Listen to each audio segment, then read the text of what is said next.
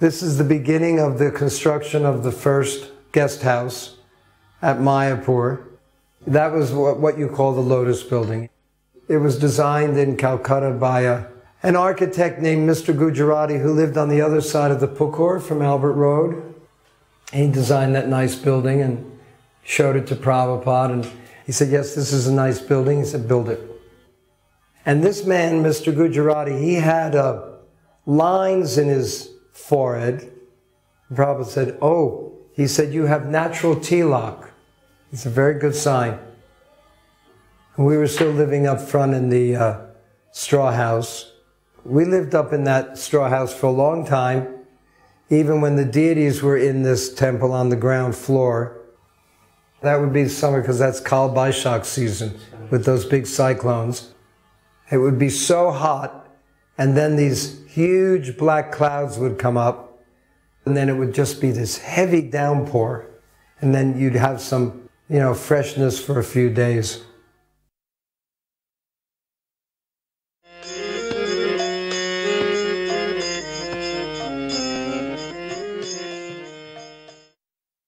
When Prabhupada came to Amsterdam, that was the time I met him the first time. And so Prabhupada just came out of immigration and he saw me and he waved. And it was very ecstatic. I fell to the ground, paid my obeisances, and I laughed and I cried and I had so many emotions at the same time, which was extraordinary. Normally you either laugh or you either cry, but you don't have these emotions at the same time.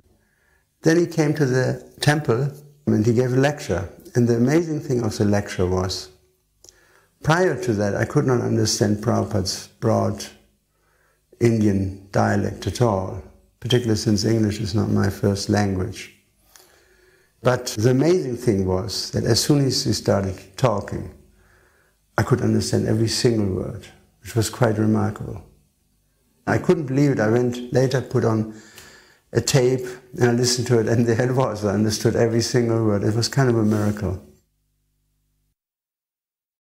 It was 1971, and there was so many hippies at the time, and everything was a lot more liberal and free. This is Vondel Park. It's a very big park in Amsterdam. Hundreds of people turn up, actually. So Prabhupada did not give a class as such. He spoke very little, and he said that we should have kirtan and give them prasadam. That will be the best help that they can have at this point. Betanienstraat, which was the first place where we had a temple in Amsterdam, it was a garage in the street. Right behind was the red light district. And so Rabi transformed that garage into a temple room, and he actually built the altar. And the interesting thing about Amsterdam, because there were so many hippies, Mongol Arctic was always packed because they didn't sleep all night. They used to hear the kirtan reverberated around all the canals and the streets, and they all used to come and dance and sing with us. I mean, dozens of them every day, and after that they used to say for prasadam. So Amsterdam provided prasadam for literally thousands and thousands of people coming because they were so attracted. We were the only temple in Amsterdam in those days.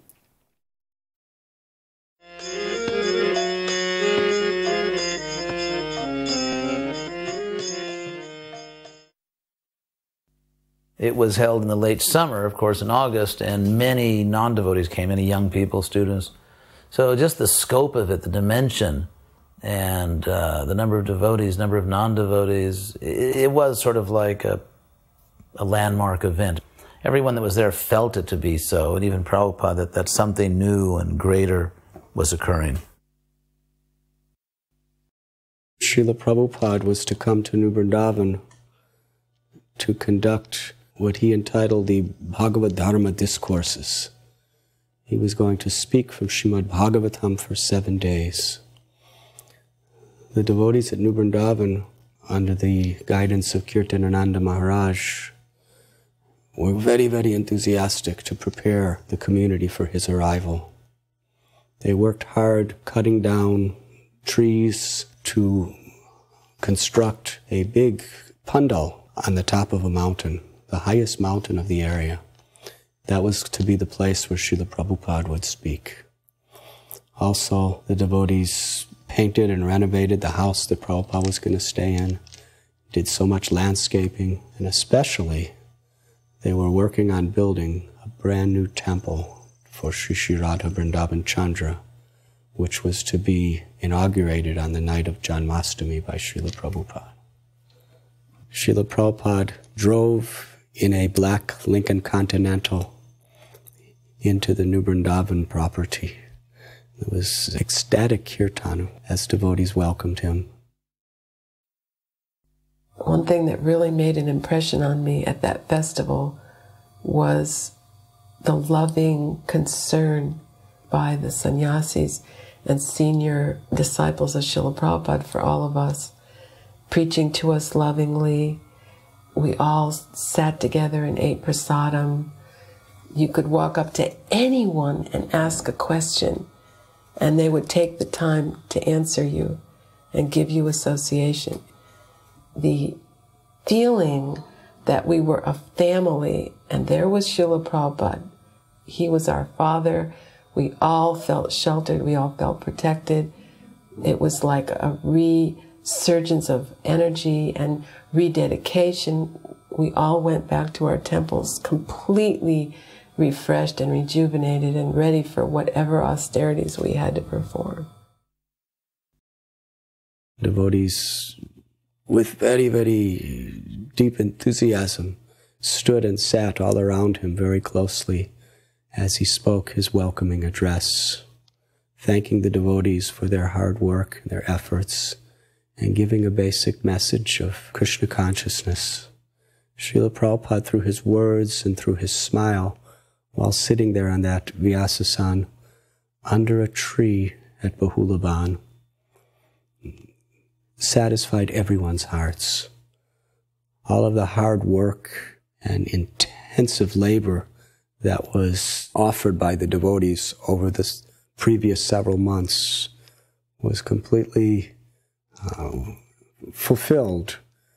It all bore fruit when Srila Prabhupada smiled upon us and expressed his satisfaction to be with us at New Vrindavan again. Cooking for the deities and doing the artiks. That was my service. So one time Srila Prabhupada was there when I did the artik. I had a wonderful realization. I turned around. I was dirty because I'd been cooking all day, and then they pushed me onto the altar. And I was totally embarrassed. But I turned around to offer incense to Srila Prabhupada, and I realized that he was always there on the Vyasa sign, that it was absolutely no different. And I still feel like that he's present, even though it would be nice to be able to see him more clearly. And so he was staying in the small house at Madhavan, and I was standing outside, and he came out. And I suspect he came out to pass urine, which I realized years later, but I didn't know it at the time, and I was just standing there. And he came out, and I didn't pay obeisances. I couldn't say anything. I just stood there like a deer in the headlights of a car and was totally terrified. But it was a wonderful thing, because he smiled, he was so gracious. He smiled and made me feel so at ease, and not like I had done something stupid or that I was, somehow lacking. That he was so kind. He just stood there with me for a while, and then he smiled and turned around and went back in the building. I mean, he's always been kind to me like that, because I'm very shy, and I don't ever put myself forward. So he would put himself out for me. I had experiences like that with him, where he would reassure me. That's what I felt like. Devotees from New York and various other centers brought van loads of boga for the festival. And there was a kitchen set up right on the top of the mountain in the most primitive conditions, with oil barrels. They made stoves, and many dozens and dozens of devotees volunteered cutting vegetables, cooking with smoke bellowing up into people's eyes. But it was such a beautiful sight to seeing devotees from all over America working together in these very primitive forests of New Vrindavan, preparing prasad for Srila Prabhupada's Vyas Puja feast.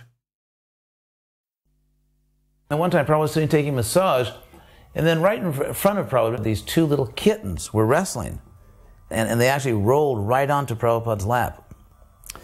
And so among the various zealous misconceptions that plagued us in our early days, one that we had is that, animals were so contaminated that it's horrible to even touch them.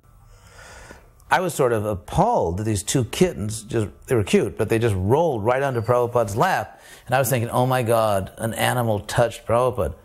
But to my surprise, Prabhupada just started petting them. And Prabhupada said two things. He said, look, even here there is love. And what I immediately understood from that was that our original love for Krishna is so strong that even in the body of an animal or a cat, it still manifests in some way.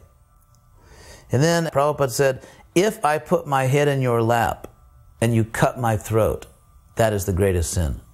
He said the greatest sin is that if someone trusts you and takes shelter of you and then you betray them and cause them harm. It can be parents toward a child, it can be a man protecting a woman. Any situation where someone has sincerely trusted us and depends on us and then we betray them. This was such a unique altar arrangement here, because it had Radha Damodar in the center, Jagannath on the side, and Prabhupada on the left. Used to having the picture of Prabhupada on the left. We had Prabhupada in person on the left, next to the deities. I'd never seen that before, that you had an altar where Prabhupada was sitting next to the deities in person. So that was real special. And then I remember after the Vyasa Puja ceremony, it was time for the feast. They didn't close the curtains on the altar. I don't remember ever taking feast where they didn't close the curtains on the altar. So this whole sequence of events, and then just looking around at that whole hillside, it was a panoramic scene of buses and vans and tents and just devotees and cows all over the meadows. And it was just like a chapter of Krishna book come to life. Now, I think it was the same day, and I was down at the barn, and I was, watching the Volkswagen go up the hillside, and the cows were all over that hillside, and they were decorated just like it's described in Krishna book with, patterns made from different minerals, all different colors and different patterns. And when Prabhupada looked out of the Volkswagen, he smiled like, I've never seen him smile except in that picture when in the Lilamrita, when Bridge stood up for the first time. He's just beaming, as Sally Agarwal described it, that oceanic smile. When Prabhupada looked out at the cows, decorated like that, and he smiled like that. That little episode, it's just like one remembrance of how sweet the whole occasion was. And a devotee asked Prabhupada, what does it mean to have love for the spiritual master? What does love of the guru mean? And so I was thinking Prabhupada would say, you have all these feelings in your heart, and you feel this and you feel that, and that's what I was expecting to hear. And Prabhupada said, love for the guru means you have taken initiation. You have made vow to the spiritual master and taken fire sacrifice. You keep your vow. That is love. And when I heard that, I said, again, that was one of those statements that Prabhupada would make where all the devotees, we were just taken completely by surprise, at Prabhupada's definition of love. That it was not a feeling at all, but keeping our vow that we made to him when we got initiated. And that is how we show whether we really have love or not. The next day was Vyasa Puja, and Srila Prabhupada, being very sensitive to the time, place, and circumstance, gave this wonderful Vyasa Puja address to describe the spiritual master and why the spiritual master was being offered so much honor and homage on this day, because after all there were many people there, scholars and journalists, etc., who were not familiar with this etiquette. So Srila Prabhupada said, Krishna is very big. He's a very big person. And Prabhupada said, just like in this material world, if you want to please or even see a big man, it is very difficult to do. He often used Ford and Rockefeller. So he said, just like Mr. Ford, if you want to please Mr. Ford, it's very hard, or even to see him, it's very hard. But if you happen to see Mr. Ford walking his dog, and you give Mr. Ford's dog a 2-cent lozenge, Prabhupada used the word lozenge, then Mr. Ford is very easily pleased. So Prabhupada said, I'm the dog of God. It is very difficult to approach Krishna, but if you simply please his dog, Krishna will be pleased. And the day of Prabhupada's arrival, they needed volunteers to fix up the house where Prabhupada was staying, and I went up to help. There was, of course, a frenzy of activity, just as there always is, just before Prabhupada comes in any temple. And it was just an amazing sight to behold. And finally Prabhupada arrives, and all of the sannyasis come with him, and there's about 8 or 10 sannyasis, and they all file into the house. There's a few devotees hovering by the door, and Prabhupada sees us over there by the door, and everybody else is inside the house, the big guns in the movement, so to speak. And Prabhupada motions that we should also come inside. And so the devotees are outside the door. They're sitting just on the front row, right in front of Prabhupada. And Prabhupada's talking about developing New Vrindavan. One thing I remember he said is that New Vrindavan is non-different than Vrindavan in India. And that he also mentioned that Tulsi is the spiritual barometer for a temple. And then, just out of nowhere, he looks right at me and he asks, are you trying to understand the philosophy? So I was so dumbfounded that Prabhupada was talking to me, I couldn't even say a word. I was just totally in a state of shock. But what I did appreciate is the way Prabhupada phrased that question, are you trying to understand the philosophy? That if someone just makes an endeavor to understand, that's sufficient. Prabhupada would be pleased just by somebody making an endeavor to try to understand. Whether they understand or not, that's another matter, but just to try to understand the philosophy. Bhardaraj was leading, and after the kirtan started getting a little more lively, Vishnu Jan Maharaj took over the lead. Vishnu Jan kept kind of lovingly singing the Maha Mantra. All the devotees were starting to rock side to side. And then Srila Prabhupada, he closed his eyes and he was starting to hit the cartels together with more and more force. At one point, which seemed to be the perfect crescendo of the chanting of Vishnu Jan, everyone was shocked when Srila Prabhupada interrupted Vishnu Jan and took over the kirtan. That had not been seen before.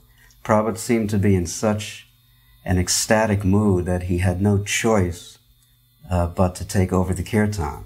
And at that moment, everyone went absolutely mad. There was a rush toward the stage, and I was right in front of Prabhupada, and we were kind of crushed into the stage, and everyone's arms, it looked like 1,000 arms were outstretched to Srila Prabhupada. People started to cry. Srila Prabhupada's chanting was so beautiful. It's almost like the sky opened up, love of God came down, and it poured over all of us. Because at one point they were crying so much that they just started to whimper and gasp. I've never been to a kirtan like that before in my life, never since. And I think I cried for about an hour after that. The day wore on and we were fasting and chanting, and then nighttime fell, and the midnight arti. And after fasting and chanting, everybody's ready to break fast. But Srila Prabhupada has the devotees open up Krishna book, because now he wants to hear about Krishna. It's the appearance of Lord Krishna. So Prabhupada sits up straight and his eyes are open and he's all ready to hear, and we're all ready to eat, basically. So Krishna's pastimes are being read. Now it's 12:30, 1:45, 1 o'clock. And everyone in the room, except for Prabhupada, is gradually being overcome by the forces of sleep. And we finished the first chapter, and then it continued into the second chapter and the prayers by the demigods for Lord Krishna in the womb, fairly weighty philosophical topics. And you would see these dandas nodding like divining rods, or like crossed swords crossing in the aisle, as the sannyasis bearing them would gradually be falling asleep. And then the rods would again split apart from one another as the sannyasis would jerk themselves awake, and then the rods would gradually descend again as the devotees holding them descended towards sleep. But Prabhupada was very staunch. He was there listening very intently. And at one point I remember looking around the room and everyone in the room was asleep except for Prabhupada at one point. It was really incredible. I was watching Prabhupada very carefully to see if he was going to fall asleep. And at one point Prabhupada looked like he was starting to nod, and he just leaned forward ever so slightly and immediately caught himself and sat back up straight. And with his right hand he made a chopping motion, like, no, I won't fall asleep. And from that moment on, he was sitting there listening in rapt attention. Then suddenly, it's pitch black. The power had gone out. So I was thinking, what is Srila Prabhupada's expression going to be when the lights come back on? Is he going to be upset? What is he thinking about? It seemed like a very long time that the power was off. And when the lights came back on, Prabhupada had this huge ear-to-ear grin on his face.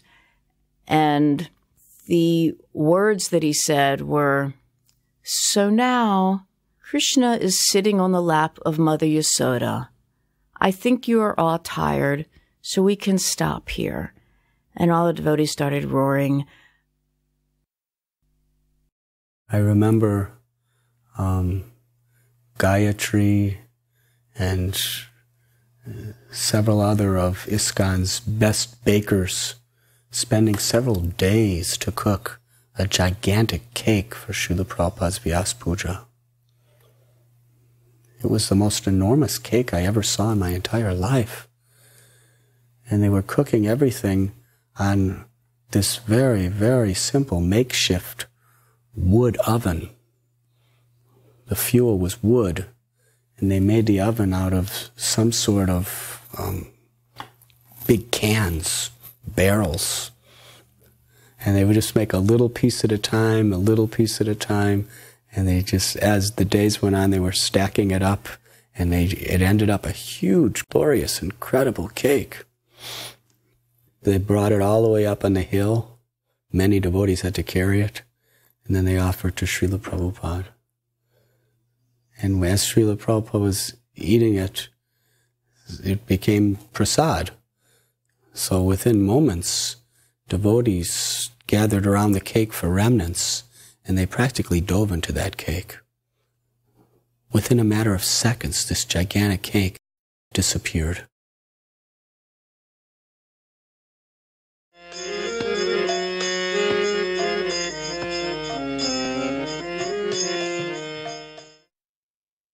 This was a really glorious return for him to Vrindavan.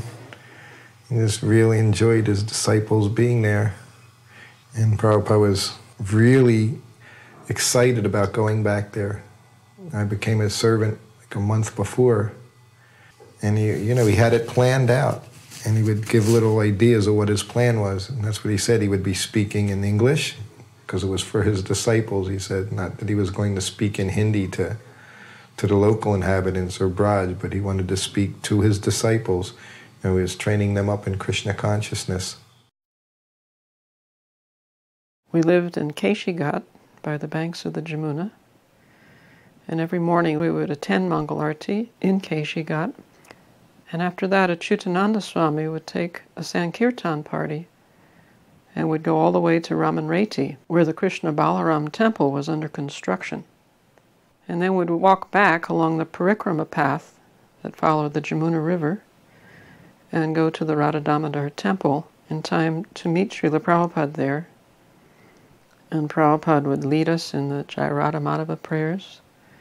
And then he would speak on Srimad Bhagavatam, first canto, chapter 2, Divinity and Divine Service. And although we had heard what he was saying before, it was the basic Krishna conscious philosophy, in that atmosphere it had tremendous impact. I can't imagine how fortunate we were, that small group of us, to be in the most auspicious place, Vrindavan, and then within Vrindavan, in such an auspicious place where the Goswamis used to sit together, and to be there at such an auspicious time, Kartik, with Krishna's pure representative, Srila Prabhupada. It was simply Srila Prabhupada's kindness upon us that he made this arrangement to impress upon us this incredible philosophy of Krishna consciousness. So powerful, so important, so profound. So it was an incredible month, and a month that I will remember my entire life. Certainly, it moved me very deeply. But once we were walking in Vrindavan along the road, and it was just a couple of us, and all of a sudden, out of the blue, Prabhupada just stops, and he turned around, and he looked at me straight in the face, and he said, "So Dinanath, you will become a pure devotee?" Simultaneously, it was a question, but it was a directive too. He was inquiring, but at the same time, he was giving me a directive. And I immediately answered, I said, "Yes, Srila Prabhupada." Then, about a day later, we're walking again the same way. He stops again, turns and looks at me, and he says to me, "Don't change anything." Turns back around and keeps walking. Prabhupada's room at the Radha Damodar temple, you can see behind, there's like these little holes. It lets the wind come through. And you can actually see behind in the courtyard. So Shyamasundara's daughter, Saraswati, was there, and she was pulling on the shirt of a little Bengali gentleman. And she was telling the gentleman, "Who is Krishna? Do you know who is Krishna?" And the gentleman looked at this amused look on his face. Saraswati may have been 4 or 5 years old at the time. She was very young. And Prabhupada was looking, and we were looking. And the man was amused that this little girl would ask him that. And then she told him, "Krishna is the Supreme Personality of Godhead, and you should surrender to him." And Prabhupada says, "Just see, she's a guru. She's preaching about Krishna." We were all sick with fever and dysentery, and because the conditions were very austere. And I remember Vishaka and we used to prefer to just jump in the Jamuna River, even though it was completely pitch dark and we couldn't see anything, we couldn't touch the bottom, rather than go in the bathroom, which was slimy and indescribable. So then Prabhupada would give lectures in the morning on Bhagavatam, and in the evening on Nectar of Devotion. At that time, the courtyard was just dust, and there was a lot of, I remember, rubble around it. And to me, the temple looked like it was bombed out. We couldn't even tell it was a temple, the front of it. It was all like crumbling, and the inside there was rubble everywhere in the courtyard, and it was dust. But actually, I prefer the dust because it was the original dust where the 6 Goswamis sat. And Prabhupada did mention in his lecture how the 6 Goswamis used to sit in that very courtyard discussing Bhagavatam. And Jiva Goswami would be sitting and writing his commentaries, and another one would be singing the verses. So we were sitting in that same place hearing Prabhupada discuss Bhagavatam. And then after the evening nectar devotion, Prabhupada would have darshan in his room. And that time, he would just talk very informally. I remember him warning us not to associate with the Babajis. And he talked about Markat Vairagya, that the monkey has many wives. He's vegetarian, and he's renounced, but he has many wives.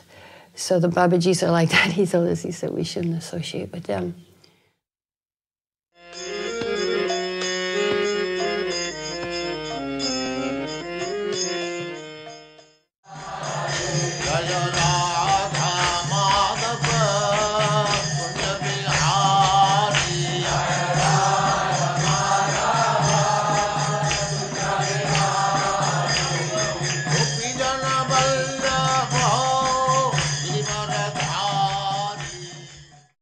This pandal was organized for Srila Prabhupada.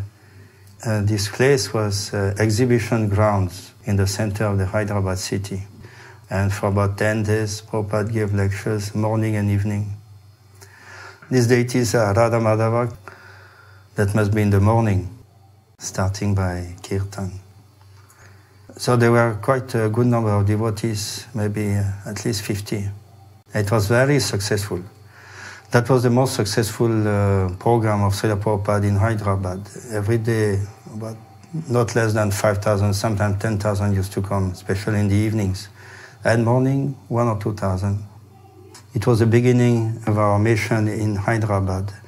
All the most important people attended as chief guests, and there was a committee also formed of some of the most important businessmen. So they were very impressed by this program.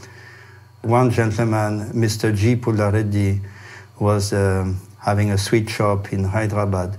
He came forward to donate a piece of land measuring about 950 square yards in the center of the city. And now our ISKCON Hyderabad is situated there. At that time in Hyderabad, there had not been any rain for at least 1 year. In the last monsoon, there was no rain. But during our program there, in the last 2 or 3 days, the rain started. And Prabhupada mentioned this is due to our kirtan. It also came in newspapers that the Sankirtan is bringing rain. So I was greeting the deities and offering to the deities, and Prabhupada came up and paid his obeisances to the deities and then walked back to give his morning class. Well, I'd always been trained that you never leave the deities alone. So even though I wanted to go listen to Prabhupada, I felt as a Pujari it was my duty to stay there. So I was staying there, and about 30 seconds later, Bhavananda comes running back down to where I was and said, "Oh, you are here? Good." Prabhupada wanted to make sure someone was with the deities. So that really struck me, that here, everybody's chanting, Jai Prabhupada, and he's going up, getting flower garlands, getting worshipped. But he's thinking, oh, is somebody with Radha and Krishna? And that was really nice. Both to see that Prabhupada had, was thinking like that, and then to feel that I had, understood Prabhupada in that way. So one morning, Prabhupada gave a lecture, and after the lecture, one Indian gentleman came up to Prabhupada. He had just purchased a small book. One of these small Krishna consciousness, topmost yoga system was out. And he asked Prabhupada to autograph it. So I was standing right next to Prabhupada, and Prabhupada smiled and said yes. So the gentleman handed him a pen, and Prabhupada autographed the book. So then another gentleman, seeing the opportunity, took a book and asked Prabhupada to autograph it, and Prabhupada autographed it. So I was standing right next to Prabhupada. So another man, the third man, he pulls out of his pocket a little notepad, and with a pen, and he says, asked Prabhupada for his autograph. Prabhupada looked at him and smiled and said, "No book, no autograph." We were in Hyderabad. At this time, I was torn between, making my commitment to maintaining brahmachari and considering even going into sannyas and thinking about marriage. I knew in my heart that I wasn't, at the time wasn't right, and I was young. But my spirit wanted it, It wanted to live a renounced life. But my body and my mind wasn't ready, mature enough for it. So it was tearing my being in different directions. So I couldn't sleep one night. So I got up, and I walked down this building we were staying in, and I walked down the hallway, and I kind of like peeked my head in Prabhupada's room. It was about 11 o'clock at night. And I peeked my head in, and I saw Prabhupada walking, pacing back and forth, up and down. So I kind of like wormed in or something, slimed in, and offered my obeisances. And he was walking, and he looked over at me and waved to me, "Get up, come," So as he's walking, he brings me over to him, and we're walking side by side, back and forth, and he's Hare Krishna, So he goes, "Yes." So I said, Prabhupada, I'm thinking about going to Hrishikesh. He just became silent, he's listening. And he gave me a chance to explain. He didn't ask anything, I said, I'm thinking about going to Rishikesh and maybe to live as a brahmachari, to go and live in an ashram. I have to be around any women and things, and I can dedicate myself to brahmachari life. So after explaining my heart and everything, he stopped. And it was like time stood still and the earth stopped, and everything. And he just looked at me dead in the face and the eyes, and he said, "Please don't do that. I wasted 12 years simply sitting in Vrindavan." He said, "Just tell everybody you meet about Krishna." At that point, I felt my problem was solved. I didn't know what I was going to do personally, but my problem was solved, and I bowed down, said, "Thank you, Prabhupada." He started walking again. I went and took rest. Palika and Jamuna and Malati in the kitchen, they were preparing prasadam for Srila Prabhupada, and I was in the front room, and then Srila Prabhupada was in another interior room on the ground floor behind his desk, and his servant brought in a sadhu from South India, and he sat down in Srila Prabhupada's room, but I didn't hear any conversation going on between them. It was like, why aren't they speaking to each other? And then all of a sudden I heard a huge verbal argument, and they were screaming at each other at the top of their lungs in Hindi. And all of a sudden, I was really concerned, well, what's going on? And then all of a sudden this guy storms out of the house.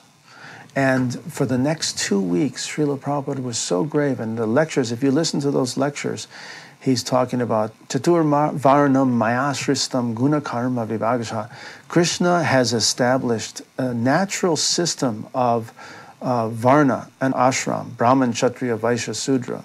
It is something that happens within society naturally, and people are judged to be in one of these categories, Brahman, Kshatriya, Vaishya, Sudra, by their qualities and by the work that they do. Never in this verse does Krishna mention anything about birth. So we found out later on that what this argument was about was this guy was coming in and saying, you can't do this. You can't take Malechas and Yavanas from the West, meat eaters, and convert them into Brahmins, give them the sacred thread, give them the sannyas tridandi. And of course, this argument had been presented in different ways to his acharya, his Guru Maharaj, Srila Bhaktisiddhanta. So this was a fight that was going on for a long time, and Srila Prabhupada in the next 2 weeks quoted all the different verses from all the different shastras explaining that Krishna consciousness is a universal movement. It is not just for India. It includes the entire world. They wanted devotees to come down from Calcutta and Mayapur for a pandal, because they had no devotees there. So I took Radha Madhava from here, and that other Lord Chaitanya, Tarankanti Ghosh, had made for us. And we went down and set up the pandal there. Prabhupada was looking at the deities, and he turned to me and he said, "Is that Radha Madhava?" I said, "Oh yes, Prabhupada, we brought them from Mayapur." Anyway, he said, "You should not take from Mayapur." He said, "But what's done is done. When you take them back, they're to stay there forever."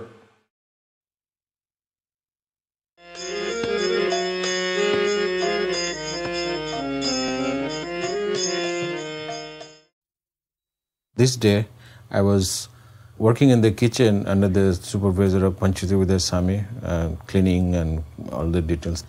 And it's already after 9 in the morning and nobody came for prasad. So I asked Maharaj, why nobody is coming for prasad? He said, in the temple there's a fire sacrifice. And I said, what is fire sacrifice? He said, Prabhupada giving initiation. After that they will come. I said, what is initiation? So I was insist to come and see what is a fire sacrifice and the initiation. I don't know anything about that. Maybe that was 3 or 4 weeks I was there. So he said, okay, you can go for 10 minutes, a lot of work to do in the kitchen. So I came and I stood in that side of the corner watching what is going on. Then Prabhupada saw me. He said, you come and sit down for initiation. Then Prabhupada asked me many questions during that initiation. First he gave me the beads, then he said, what is your name? I said, my name is Sekhar Kumar, but Giriraj Swami and everybody call me Haridas. He said, okay, keep that name, but you must follow the teaching of Haridas. Then he asked me, do you follow 4 principles? Because I don't understand, I said, no. Then Giriraj Swami said, Haridas, those not eating meat, not fish, not drinking. I said, yeah, those I know, those I follow. Then gave me the beads, and then he sent me back. He said, now you go to kitchen and start working. The fire sacrifice still not over. And when I gone back to kitchen to work, and Panchadevida Maharaj got angry at me. He said, what took long time, he was send you for 10 minutes. I said, I just got the initiation. He said, what you are doing, go back there. So I came back again, and that was like a climax of the fire sacrifice. In 1972, in December, Srila Prabhupada went to the house of one Vaishnava gentleman named Kartikeya Mahadevya. And this particular gentleman had some very nice apartment, luxurious apartment, fronting the ocean. So Srila Prabhupada went to his place and stayed there. It's pretty spacious quarters. Quite a few devotees every night would come there. So we went to see Srila Prabhupada. We had come back from a trip to South India. We had gone to Madurai, Coimbatore, Bangalore, several places. And Prabhupada says, someday I want to go there and see. So Prabhupada said, would you please make arrangements to take me there someday? I says, well, okay, Prabhupada.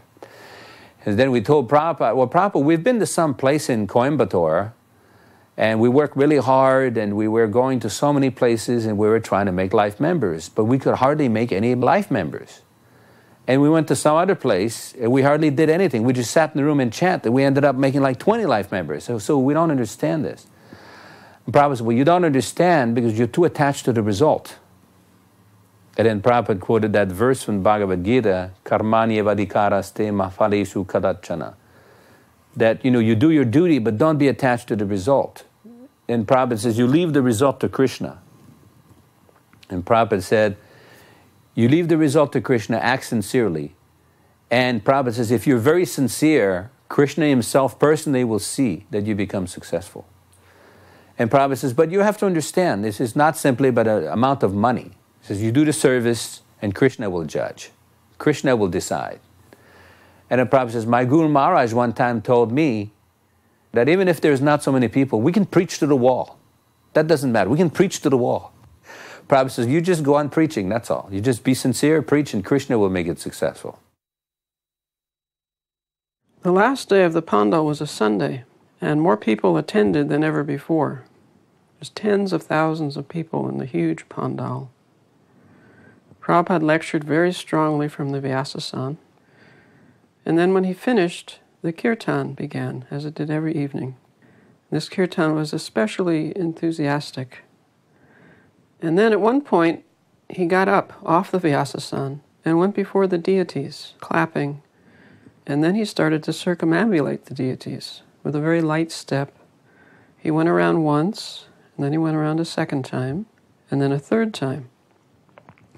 And when he came before the deities, very gracefully, he put his arms in the air and he began to dance. It was almost as if he was weightless. He danced so effortlessly. And everyone was electrified by this. Everyone in the audience was riveted on Srila Prabhupada dancing before the deities. At that point, I was in the audience. I was photographing the Pandal program. And it felt as if all the sinful reactions of all those people suddenly lifted. It was an extraordinary feeling. There was such a lightness there.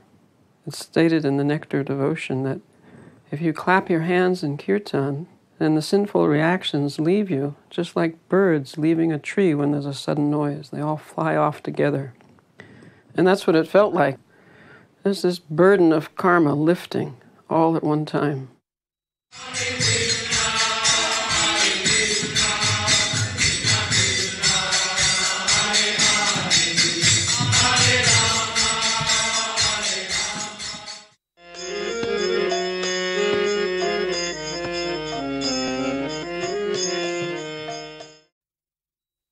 In spite of all the stories of Prabhupada, I, who had been an English major in college and read a lot of fiction, had always had an idea of there being a dichotomy between the author and his works.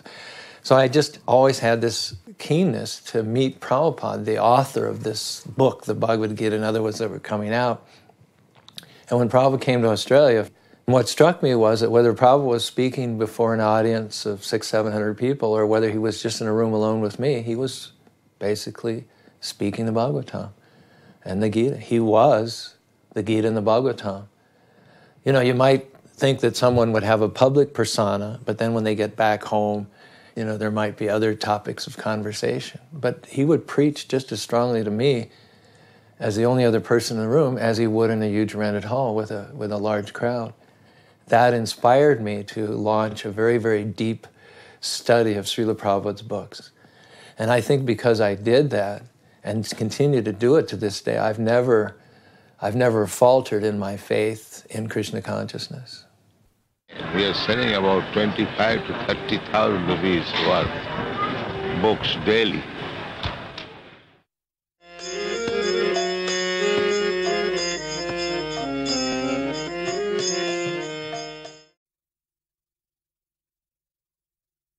Actually, I didn't know about this movement until Mr. Dadlani came to my office. He was our neighbor, and he came asking whether I could make arrangement for Swamiji's stay in Jakarta. So I immediately told him, okay. At that time, there were not many hotels, so I offered to give our own building. We started to make preparation. We moved to another house and gave the whole building to Swamiji. Just Jina trading. So this was our house actually. We had a shop down, office, and we were living upstairs on the second and third floor. And Swamiji's room was my room, my bedroom. So I was very happy that he could stay in my bedroom and bless it. This is at the VIP part of the airport in Jakarta. So we had this special area booked for a greeting of Srila Prabhupada. And there are representatives of the Hindu Indian community and the Hindu Bali, means the Balinese Hindu community, but living in Jakarta. They call themselves Hindu Bali. So you have a selection of representatives greeting Srila Prabhupada and presenting talks. The Vyasa-san, we got a frame welded together which could be unbolted. And when it comes apart, you can stack it on top of a car or a vehicle. So this Vyasa-san appears here and also at Thakurdas Watwani's house and at the National Administration Building lecture, because we were disassembling it and moving it everywhere. When I was in the high school, this was about a year before Srila Prabhupada came to Jakarta. The devotees came to the school auditorium and they did a massive kirtan whereby I was impressed and more curious to find out about them, because it was the first time I was seeing Americans doing something like Hindu kirtan. And although I already had some little background about my own religion from my parents, but this was something different. And after they did kirtan, I tried to find out where they were staying, who they were. In fact, I found out that they were staying not far away from the school where I was going. It was Gandhi School, and I went to visit them. And ever since, I always attended their morning kirtans plus the lectures, and I even went in the evening time. We had a small children's club that they started, and I was chosen as the president. So our activities were like make dramas from the Krishna book. I was asked to be vegetarian. I was not vegetarian. So Amoghadass said, you cannot help us in cooking until and unless you yourself become vegetarian. I asked them how long. I mean, it would take me to become vegetarian first and then help you. So he said, at least a month. You have to prove to us that you will have no tea, no coffee, no onions, no meat eating. And I actually started doing that, and soon after that I started chanting. I remember I brought my car and drove him in my car. And that car I kept with me for a long, long time. I didn't want to sell till it really broke down. So I thought since he had sat in the car, so I didn't want to sell it. But finally, the car was getting old and giving a lot of trouble. I had to sell it away. That made my mother very, very angry because she was seeing that I was becoming more and more Krishna conscious. And she was finding it difficult to cook separately for me. So she even tried to make it hard for me, like you have to eat what I prepare or not at all. So when I was really hungry, I had to go in the kitchen and cook myself. After I did that, my mother, I guess, felt pity about it, and she started cooking actually for me. After a while, only Amoghadass stayed, and it was then that he saw perhaps, this is what he said, that I see some sincerity in you and you want to see Srila Prabhupada.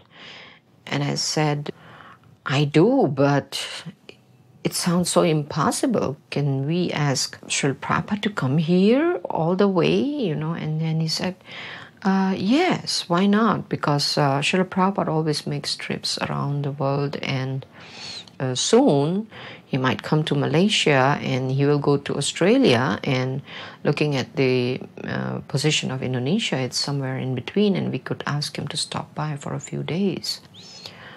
So I said, how would I do that? And he said, well, just write sincerely to him. I will help you out, and I will send it to him. Srila Prabhupada always answers all the letters that come to him.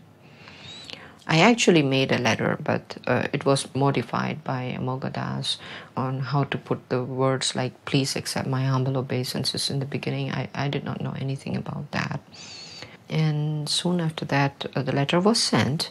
In hardly, I think, 10 days to 15 days, I got a reply from Srila Prabhupada. It was a full page that he wrote. It was a very long letter, like, my blessings are for you, and if you have sincerely invited me, if Krishna decides, I could stop by for a few days. He did ask in his letter about how many devotees are there. Do you chant regularly? Do you have programs regularly? What are your activities? He did ask about. I hope you're keeping well. And I would like to come and preach to the people there. He did not stress so much on the Indians, but at that time there were more Indian devotees than the local ones. So this is at the house of Thakur Das Watwani. He had some pictures of Krishna posters that he bought from us in the hallway. And in this room where all the assembly is sitting, there's these big, huge paintings, one of Sai Baba, maybe Shiva, but none of Krishna. Srila Prabhupada gave the lecture in Hindi, and the questions and answers session, one man got up who was from Arya Samaj, and Arya Samaj are very atheistic. They deny the Bhagavad Gita, they deny so many things, that Krishna has a form, that God has a form. So this man actually argued with Prabhupada, kept arguing, and then Prabhupada, he called him something. And I remember the whole audience was shocked, but we couldn't really understand because we're in Hindi. As we know, devotees don't tolerate people who blaspheme Krishna in that way. after the meeting, they wanted to invite Prabhupada into the next room to eat. I said to Srila Prabhupada, they'd like you to come into the next room for some prasadam, and Prabhupada said, we can go now? And I said, oh yes, Srila Prabhupada, we could go now, but actually they'd like you to go into the next room and have some prasadam. And he said, we can go now? So I knew he wanted to go, so I said, yes, Srila Prabhupada, we can go. So we went out to the car and left. And they got very upset. But then the other thing is, which is seen in other times of history, the disciple can take some blame instead of someone blaming the guru. So everyone blamed me for escorting Prabhupada out of the situation there and said it was all my fault. Prabhupada didn't leave, but I misdirected or misorganized. So in that way, I guess it's good, because they, instead of criticizing a pure devotee, they just criticized myself. This is my sister and me. We were at the exhibition for the book sale.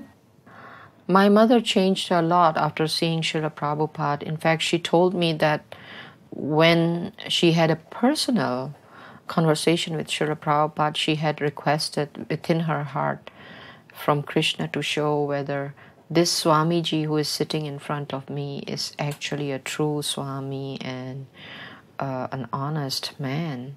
And she saw some light coming from Srila Prabhupada's eyes, some glitter, where she was very, very satisfied. And she told me about this incident after coming out from the conversation with Srila Prabhupada.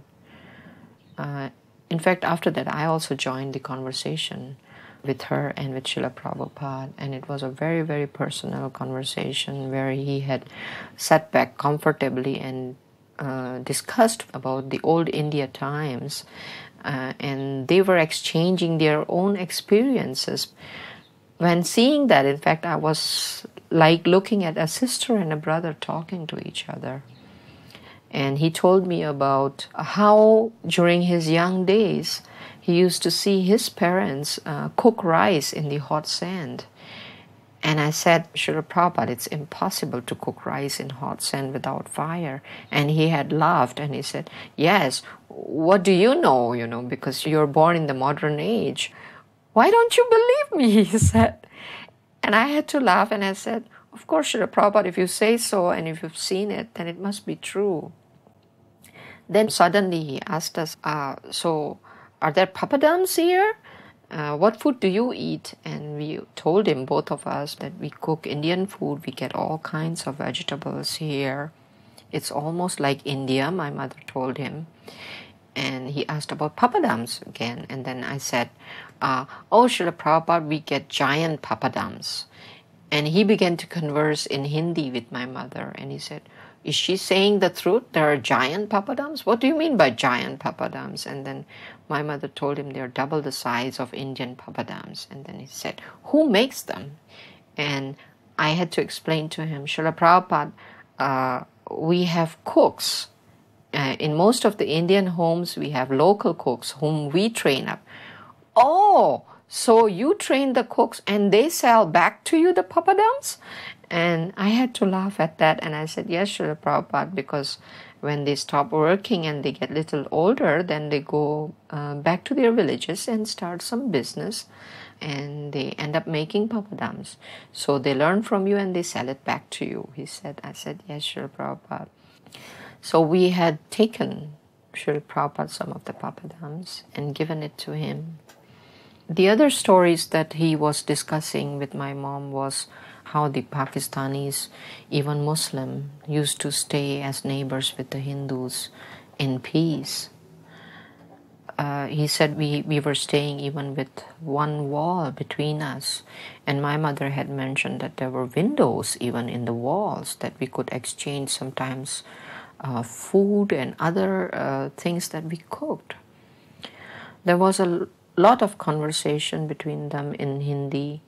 But he had also at that time told my mother, so you should read my books. And my mother told him, I don't read and write, I'm illiterate. And he said, but you can speak Hindi and you can speak Indonesian, so you should learn English. And my mother told him, I'm too old. He said, it's never too old to learn. And she said to him, but Srila Prabhupada, I have read Mahabharata and Ramayana all my life. And he said, they are very different from my books. And it's very important that you understand what you read because there are so many translations and they are very, very misleading. She had Ramayana and Mahabharata in Sindhi language. In fact, she used to get up very early in the morning, and even since childhood, I used to hear her recite those books. So I guess that was the effect on me that I came to know about Krishna consciousness. It was like every morning we used to hear her read those books. This is the gathering at the Lembaga Administrasi Negara. It's an auditorium beside the President's Palace in Jakarta. This is his first day lecture. Kirtans were held and a very strong lecture which was in fact recorded. All the lectures were in fact recorded. I had the opportunity of being with Srila Prabhupada every minute from the morning walks that he had around the place that he stayed during the first day. We went around Pasar Baru area, and he had in fact stopped by at one shop that had words written Toko India. Does Toko mean shop? I said yes, and he said that's Indian person's shop. I said yes, and miraculously at that moment when we looked up, there was an Indian lady folding her hands and paying her obeisances to Srila Prabhupada. It was an odd time for Indians to get up at that time. That day, he had seen also a vegetable vendor. We could never pace up with Srila Prabhupada because his walks were very, very brisk and very fast. Despite his age, I was quite surprised, and we were always left behind. So only Amogadas used to walk by his side. So when he saw this vegetable vendor, in fact, he had to wait for me to catch up with him. And then he went ahead and asked, are those corns for sale? And I said, yes, Srila Prabhupada. He said, could you bargain with him and buy some for my breakfast today morning? So I said, yes, Srila Prabhupada. And he said, do you know how to put them on fire with tamarind, salt, and with chili powder? I said, yes, Srila Prabhupada. Can you prepare them for me today? I said, yes. So I bought some, and we took them back to the place where he was staying. There I had no coal fire, so all I could do was put some salt and chili powder. I had no tamarind, nothing else. I had put a little butter on it, and I had to bake it on a gas stove. When I had prepared one, he was already insisting, where is the corn? Amogadas took it up to him. I had to rush and prepare those corns. I think he had about 3 or 4 that morning. Amogadas was quite surprised because it's very, very seldom that Srila Prabhupada eats corn. I was told later on from some other devotees that he said that's food for animals. The next morning, in fact, we had gone to a very large park, and Srila Prabhupada always took his morning walks very early in the morning, so that park was in fact not opened. We were going to go inside the park to park the car, but the guard would not allow Srila Prabhupada to take his walk in that park. I had gone down to the guard to ask and tell him that this is a priest coming from India, and he usually takes his morning walks, and if he would permit us to just take a morning walk. And the guard totally refused. So all Srila Prabhupada did was open his window, look at the guard and said, what has happened? And the guard, looking at Srila Prabhupada, just was like hypnotized and immediately opened the gate for Srila Prabhupada to go in. It was like a miracle, and we were all surprised. The upstairs level of Jena trading, and this is where Prabhupada would meet guests or the minister of Hindu and Buddhist religion, the family members. This is our house. Family gathering, yes, this is our family now.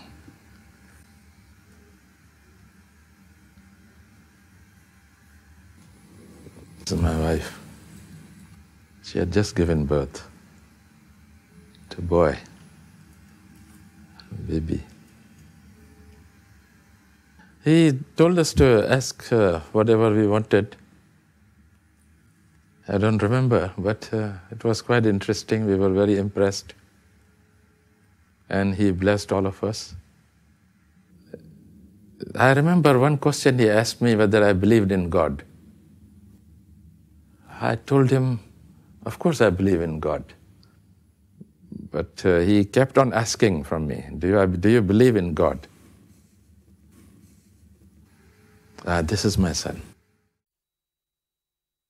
When Prabhupada arrived, he arrived and stayed in his room, and we were outside, and then we were all kind of resting because it was quite an event for us. And Prabhupada only rested about a half hour after an international flight. And then Prabhupada, we heard him going around the whole room, quite a large room he was in, switching all the lights on and off, testing all the latches, everything, all the switches and different things around the room. It was interesting.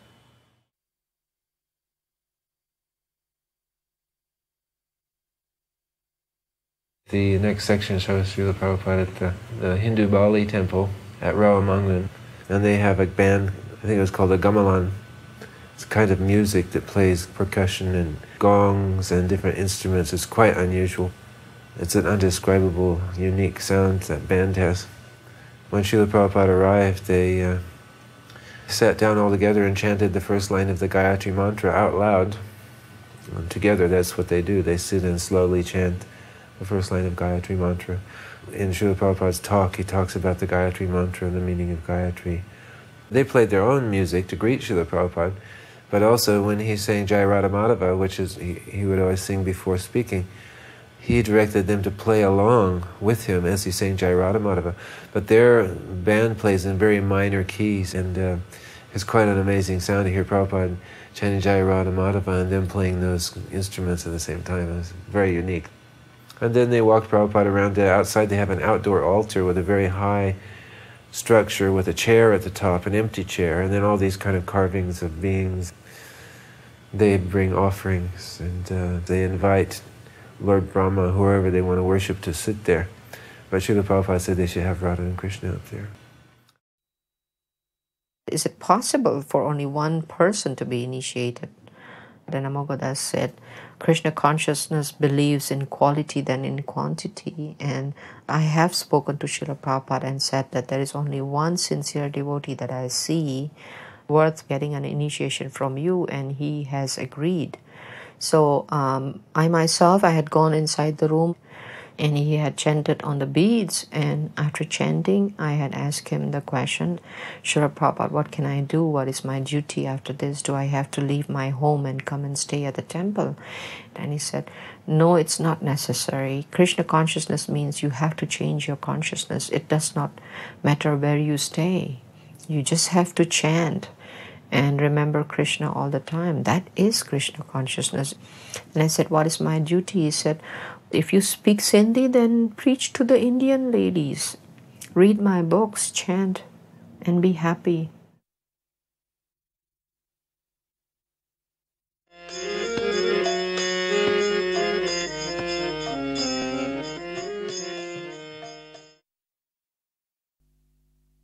As a filmmaker, it was an exciting time.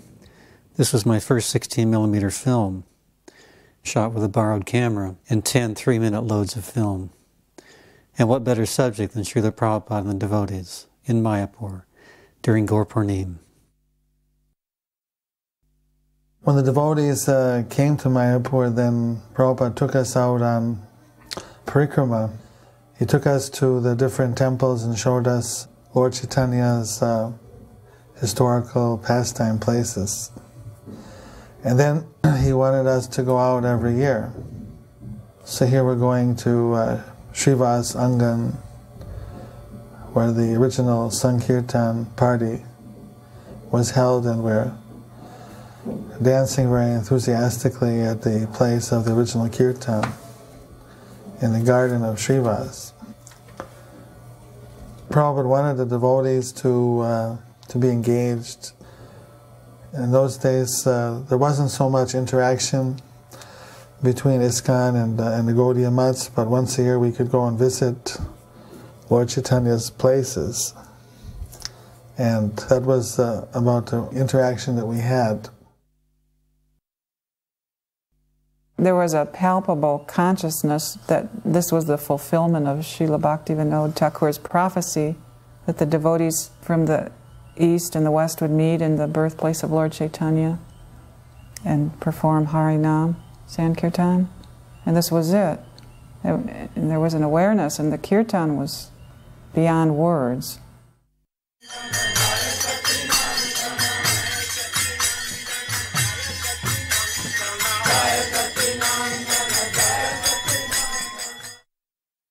This is the birthplace temple. Originally, the birthplace temple was actually a grass hut because Lord Chaitanya was born in a grass hut. And then they changed it to a concrete replica of a grass hut. And Prabhupada expressed his dissatisfaction that they couldn't have maintained it. It would have been nice to maintain it in its pristine form.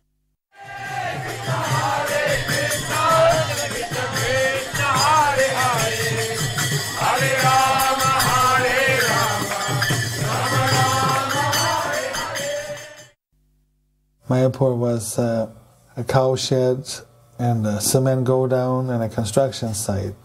And the devotees were staying in tents. It was very austere. This is the Lotus building, the first building.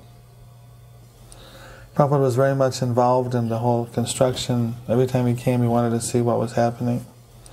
He'd go on a tour of the building, see how it was going. He was personally sending the money for paying for the construction. He would get donations and he would send it. When the building was partially finished and we already started to live in it,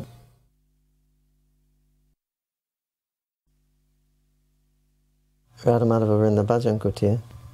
Then we built this little kind of a shed just to the side of the Bhajan Kutir where the arti is going on.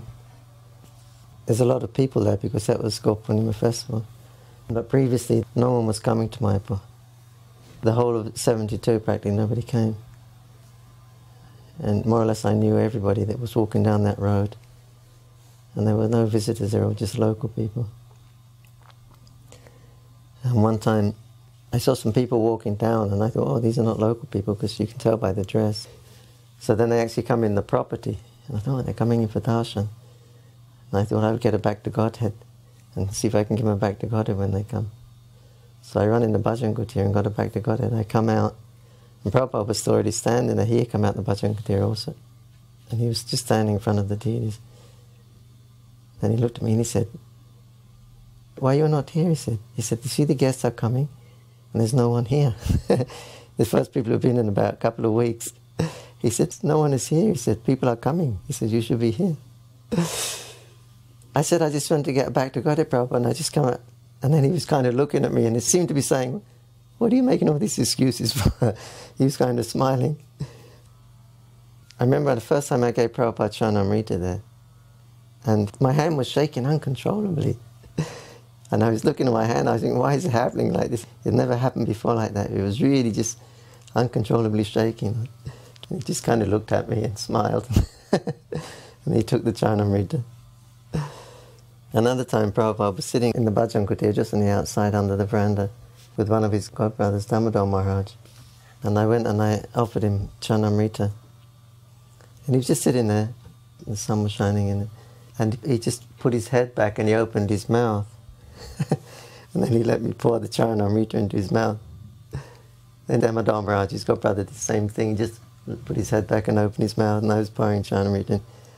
But it was kind of a strange experience because, you know, Prabhupada, he was our Lord and Master, the big father figure, protector and everything, and then he's kind of acting like a little baby, and you have to feed him. It was a new experience that I had with Prabhupada. Prabhupada really liked Mayapur. You know, he seemed really relaxed in Mayapur when we would come. I remember the one time we went up to his quarters when he first got there, and Of course, I'd follow him in, setting everything up, and he was just looking out his window. You know, his windows, of course, were on each side of his room. So he walked in his front door, and he just looked out his window, and you know, then it was just stretches of fields everywhere. It was wide open and very tranquil, very peaceful.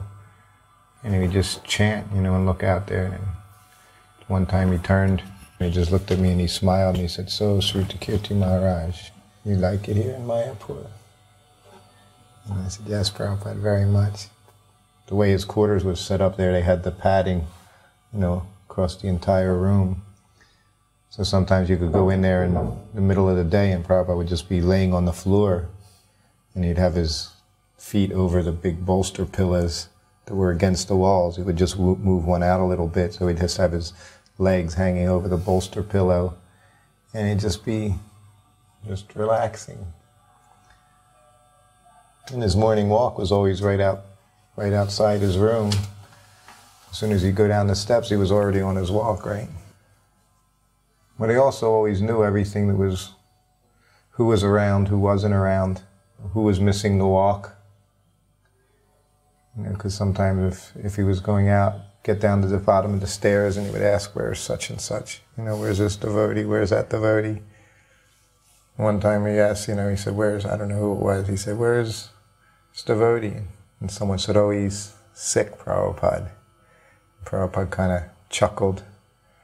And I said, "Yes, Prabhupada, I think he has morning sickness." And then Prabhupada laughed. He said, "Yes, that is the difficulty." Expected everyone to be up in the morning.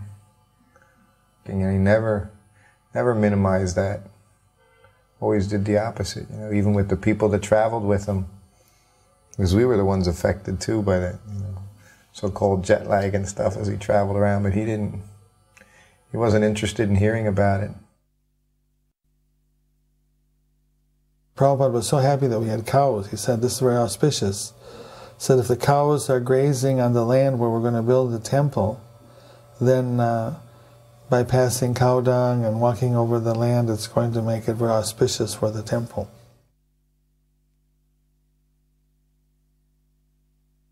Prabhupada wanted us to feed the local villagers, so we had, even before we had a building, we had a big pot for cooking and distributing prasadam.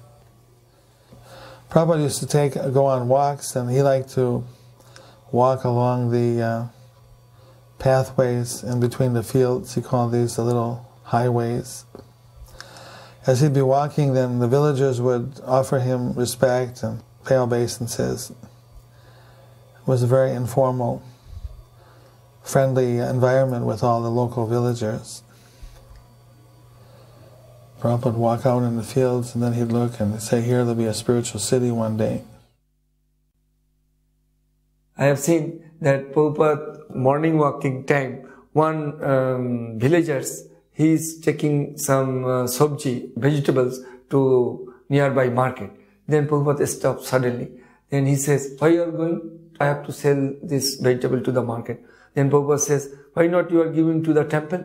You can serve Radha Govinda by giving your vegetables." Then he has agreed. He purchased all the vegetables, big bucket he purchased. Then he told Jayapataka.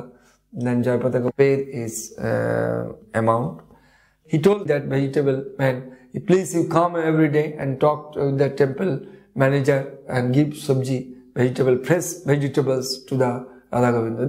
He has all the time mind to give fresh flowers, fresh vegetables, fresh fruits.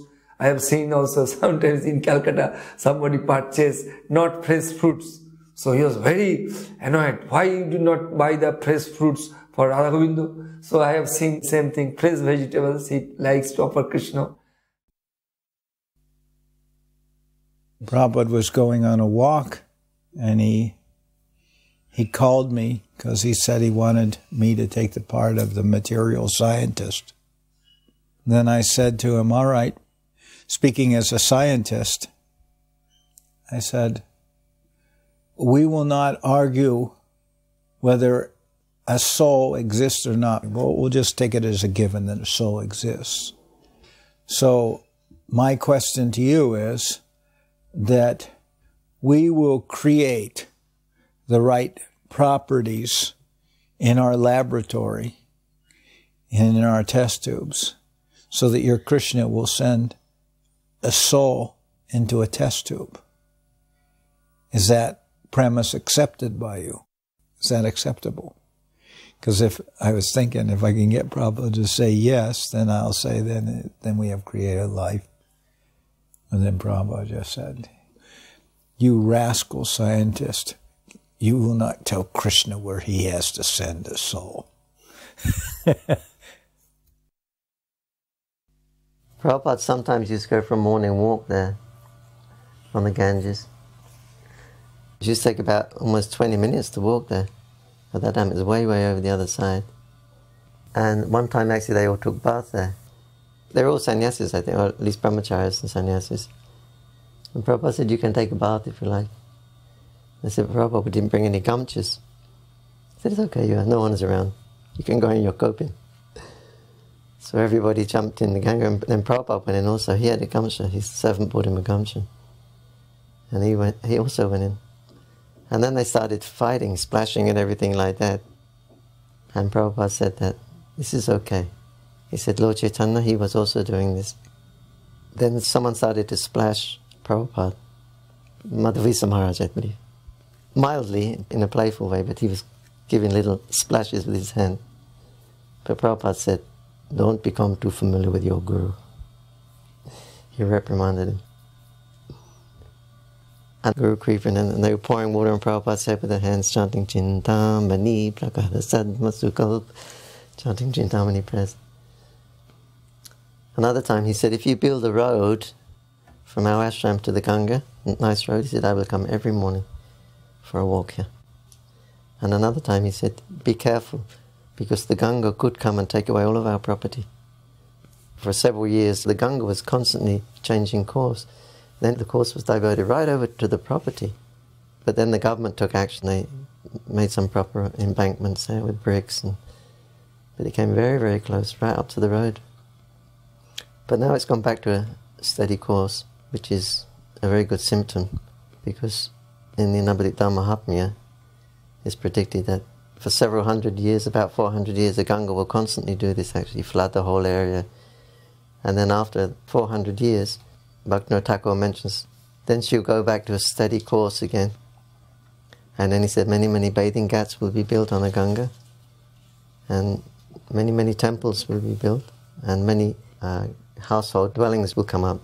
And there will be, of course, the Adbhut Mandir, a very astonishing temple, will rise, from which service to Lord Chaitanya will spread all over the world. So now we're seeing this. Now the Ganga is more or less settled. There are permanent ghats being made. ISKCON's made one. Madhav Maharaj has made a permanent ghat. And there's hundreds and hundreds of dwelling places now, all over the place. We have our Grihastapara. Then just outside the master plan of our project, there's so many houses.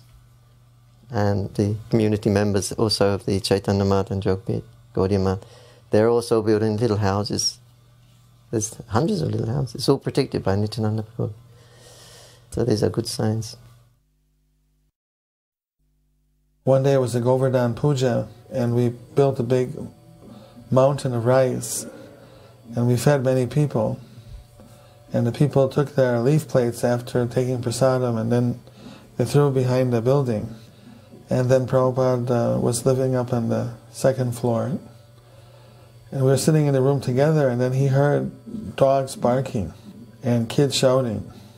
And so then he got up and walked back on the veranda behind his room, and he looked over and he saw that there was this big pile of leaf plates of people that had eaten their meal, and there was little scraps on the plates. So then there were some very poor children with sticks in their hand, fighting off some very hungry dogs, trying to get the scraps of food that people hadn't finished eating on their plate. When Prabhupada saw that how these children were so hungry that they had to eat the things that people threw away, and how they were fighting with the dogs to get these scraps of food, tears swelled in his eyes, and he said, we had to see that nobody goes hungry within a 10-mile radius.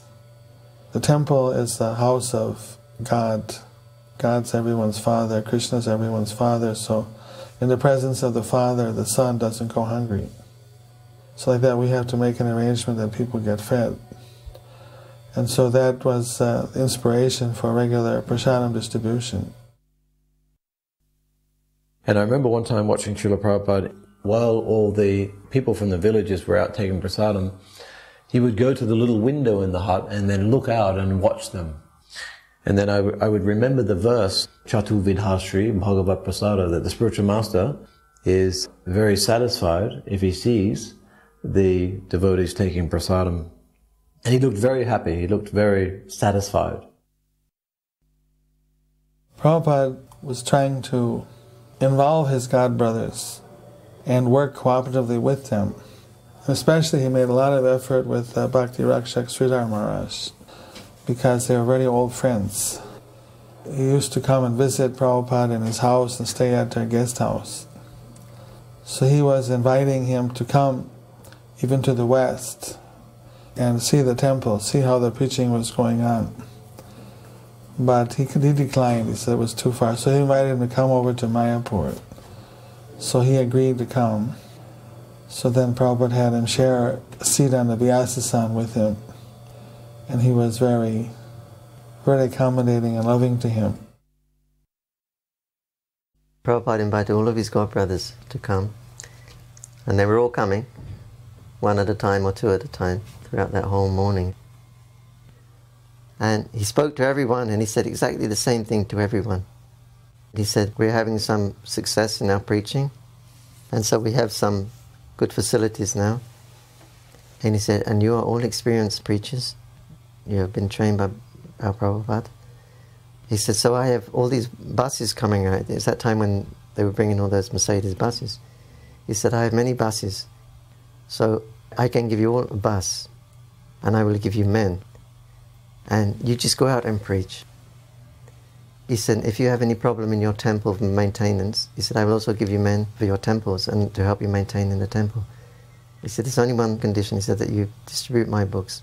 My books are to be distributed on these parties. He said, but you will lead, you will preach. Unfortunately, not one of them accepted his offer. And Prabhupada really tried to get them to work together again.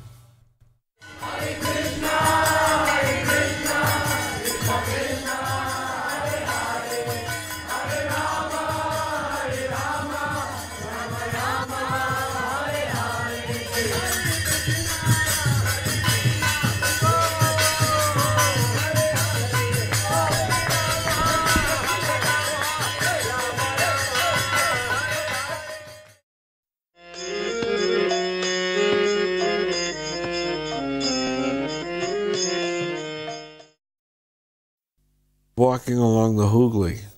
The Hooghly is the Ganges River, which I really enjoyed, because Prabhupada would stop sometimes and have intimate moments where he would look at the water, and you could just imagine that Prabhupada sailed down that water, when he left. He left from Calcutta, right? So, that's the place. And now he's back here again with his disciples. In Calcutta, there were so many parks Prabhupada would walk in. Back in the day when Prabhupada was growing up, he said Calcutta was their model city of what they, wanted to create in India. They have many beautiful parks. Every few blocks there was another park. Of course, when we were there in the 70s, they looked a bit different than they did, but he said it was a beautiful city.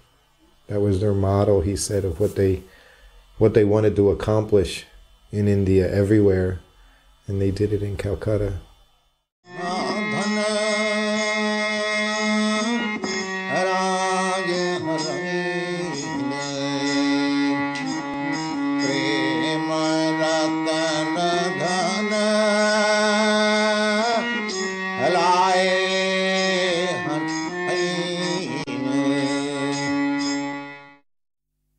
Prabhupada used to take his morning walk quite often in a little park just around the corner to the temple. I think it's called Das Priya Park.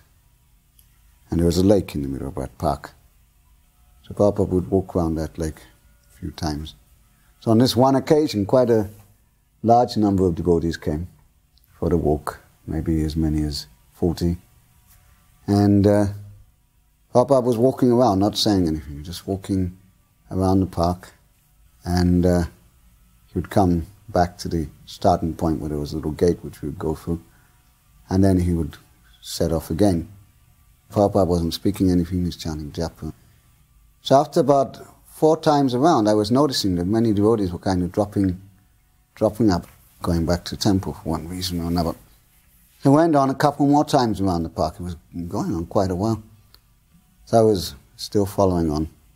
And it got down to the point where there was about 6 of us left. And we're going around, and suddenly Prabhupada stopped and turned around, looked at us, and he said, oh, all the others have given up. He said, just see how easily we give up. And then he was very silent and turned around and started walking again. And we followed him. Then when he came back to the gate, we went back to the temple. I was in Srila Prabhupada's room with him in Calcutta. I was a temple president there, so I got access to Srila Prabhupada. So I went in, and one day I was just there with him alone, and for some reason I asked this question. I don't know why, but I did. I said, Srila Prabhupada, when you leave us, who will succeed you? And he said, that will be revealed to you. And then he looked at me, he said, you become guru. And then he said, I want all of my disciples to become guru. And then he said, Jare deko tahe kaha Krishna upadesh, amara agyai guru han thara edesh, which is the verse that Lord Chaitanya Mahaprabhu spoke to the South Indian Brahmin. When he left South India and he was lamenting, what am I to do? And Lord Chaitanya said, whoever you see, tell them about Krishna. Whoever you speak to, tell them about the instructions of Krishna given in the Srimad Bhagavatam and the Bhagavad Gita. And on my order, you deliver this land. So Prabhupada quoted that verse. He said, this is how this Krishna consciousness movement will be spread. I was one of the few foreigners who learned how to drive in India. Mainly because I drove our vans, and I don't think there was very many others who drove Prabhupada in India. Prabhupada usually had a driver. But anyway, we drove, and Yadabar, one day he accompanied us with Rupanuga. It's just Rupanuga, me, and you. And there was very few of us, so there was no talking or conversations. But it was the best morning walks because of the area where we were in Calcutta. This was Prabhupada's hometown.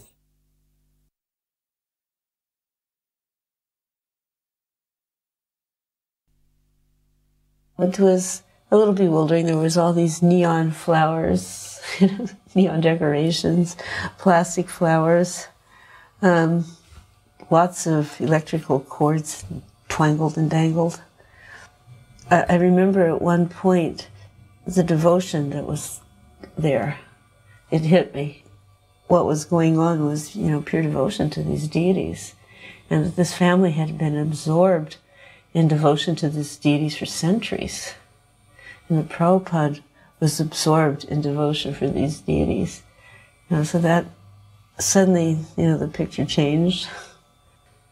Then I remember they sat us down and they were serving us prasad. It was a beautiful Bengali feast.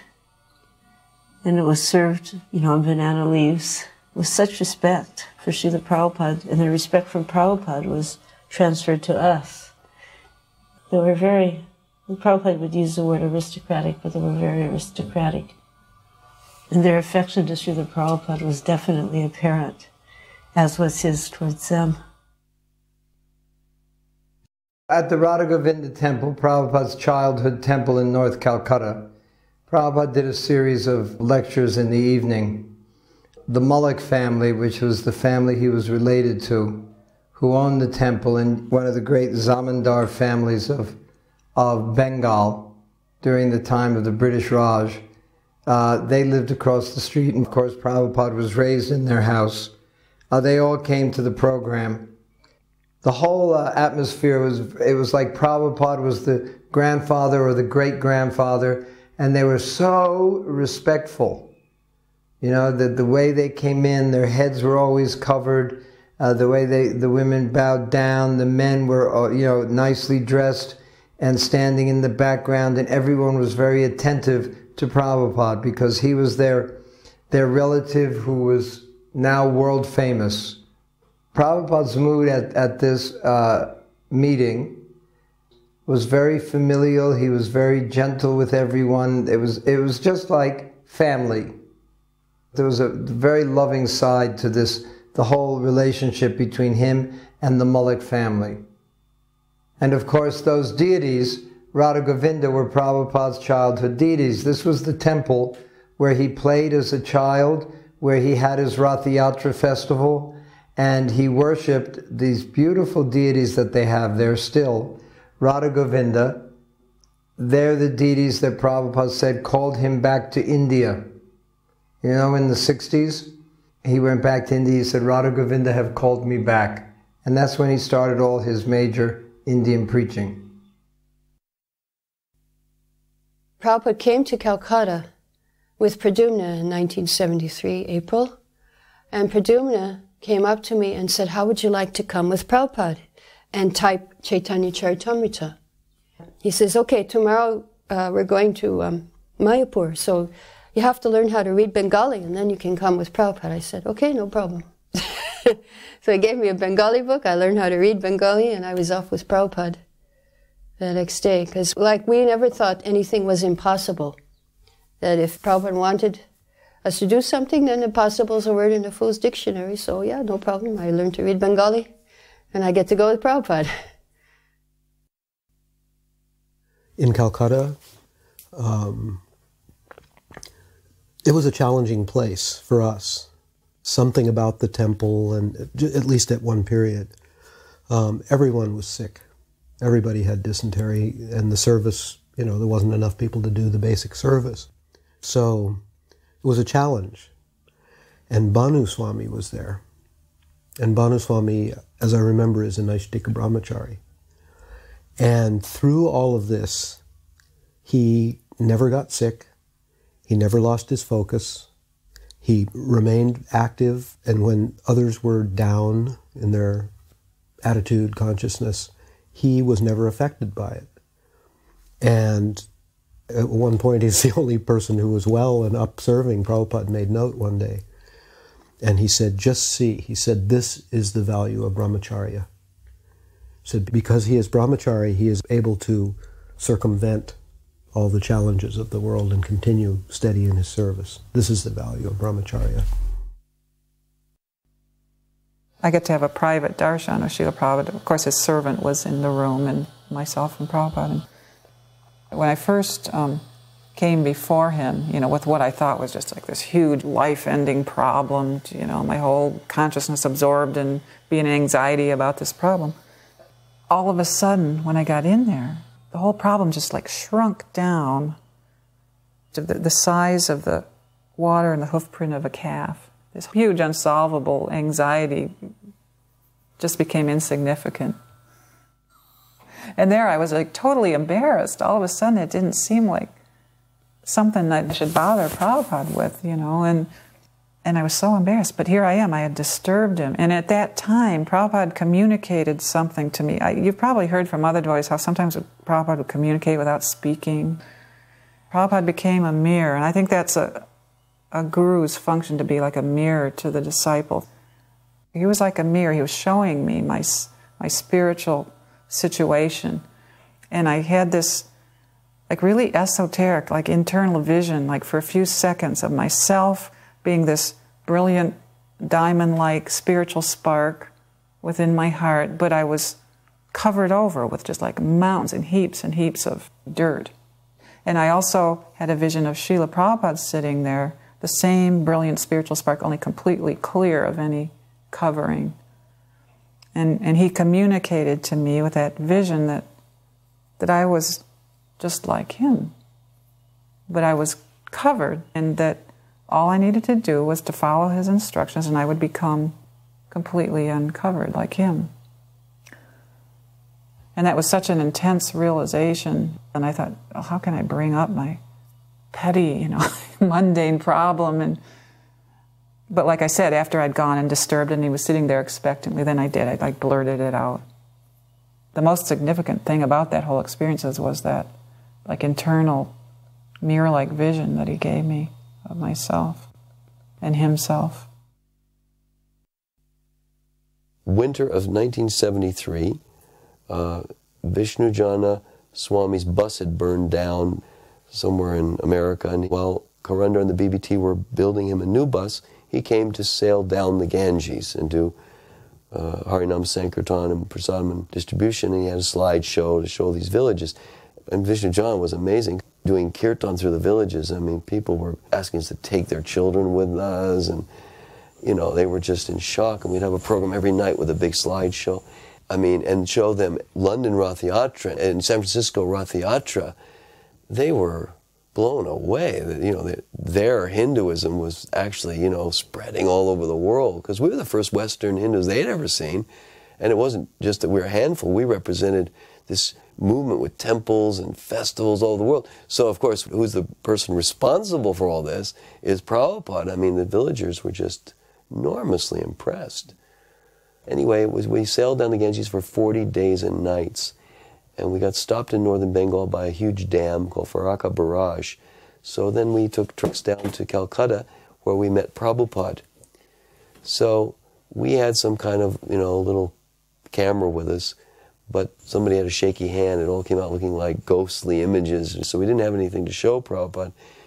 But when we were reporting in the room about it, Vishnujana Swami said that we had distributed 500 sets of japa beads. And Prabhupada looked very concerned, said, "You cannot do that. Now they think you are their guru." So he was a little upset that we didn't know these subtleties of Indian culture, that if you give someone beads and tell them to chant Hare Krishna, you've just given them Harinam initiation, and that's how they see it. So I think there must be a lot of villages along the Ganges where they have this memory of this bronze god from the West who looked like Lord Chaitanya and gave them initiation. Srila Prabhupada, one time, he singled me out in one of the darshans. He said to me, "Oh, my sister tells me you speak Bhagavatam very nicely." And so when he said that, I didn't know what to say, because I never spoke Bhagavatam, what to speak of nicely. And so I didn't know, I was just completely bewildered and puzzled, why he said that. But then it was in Calcutta that I had been reading Krishna book in front of Pishima, because it was Janmashtami in 1972. And what we had to do, all the devotees were reading Krishna book from morning till night. And so when it was my turn to read, I was reading Raslila. And she was my only audience. There were hardly any people then. There was nobody in the temple in Calcutta those days. So she was about the only one sitting in front of me, and I was reading in English, and she didn't know a word of English. But I was being real dramatic, Krishna left the gopis, and they were crying, and then she was crying and crying and crying, although she didn't know any English. So she understood the mood of it. And then she must have told Prabhupada that I speak Bhagavatam. But then now, 30 years later, I thought about what Prabhupada said. And in Prabhupada's lifetime, I never spoke Bhagavatam, and even for 27 years, since when I was a devotee, I never spoke Bhagavatam. But now I'm speaking Bhagavatam. Just this year, when I was speaking Bhagavatam in VIG, it struck me that Prabhupada's words came true. Even though I didn't understand what is he talking about? But then I thought, well, wow, pure devotee's words must be true, that it has to happen. And even though I had no plan of ever speaking Bhagavatam, but it happened anyway, by Krishna's arrangement. We were in Prabhupada's room in Calcutta, and Nanda Kumar brought in a letter for him to sign.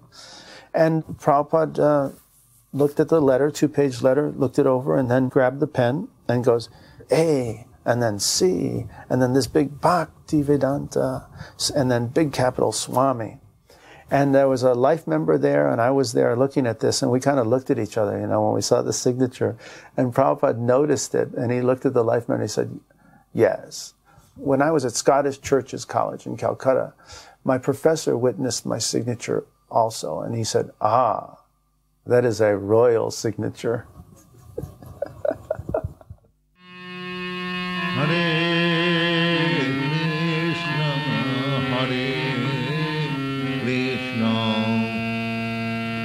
Krishna Krishna Hare Hare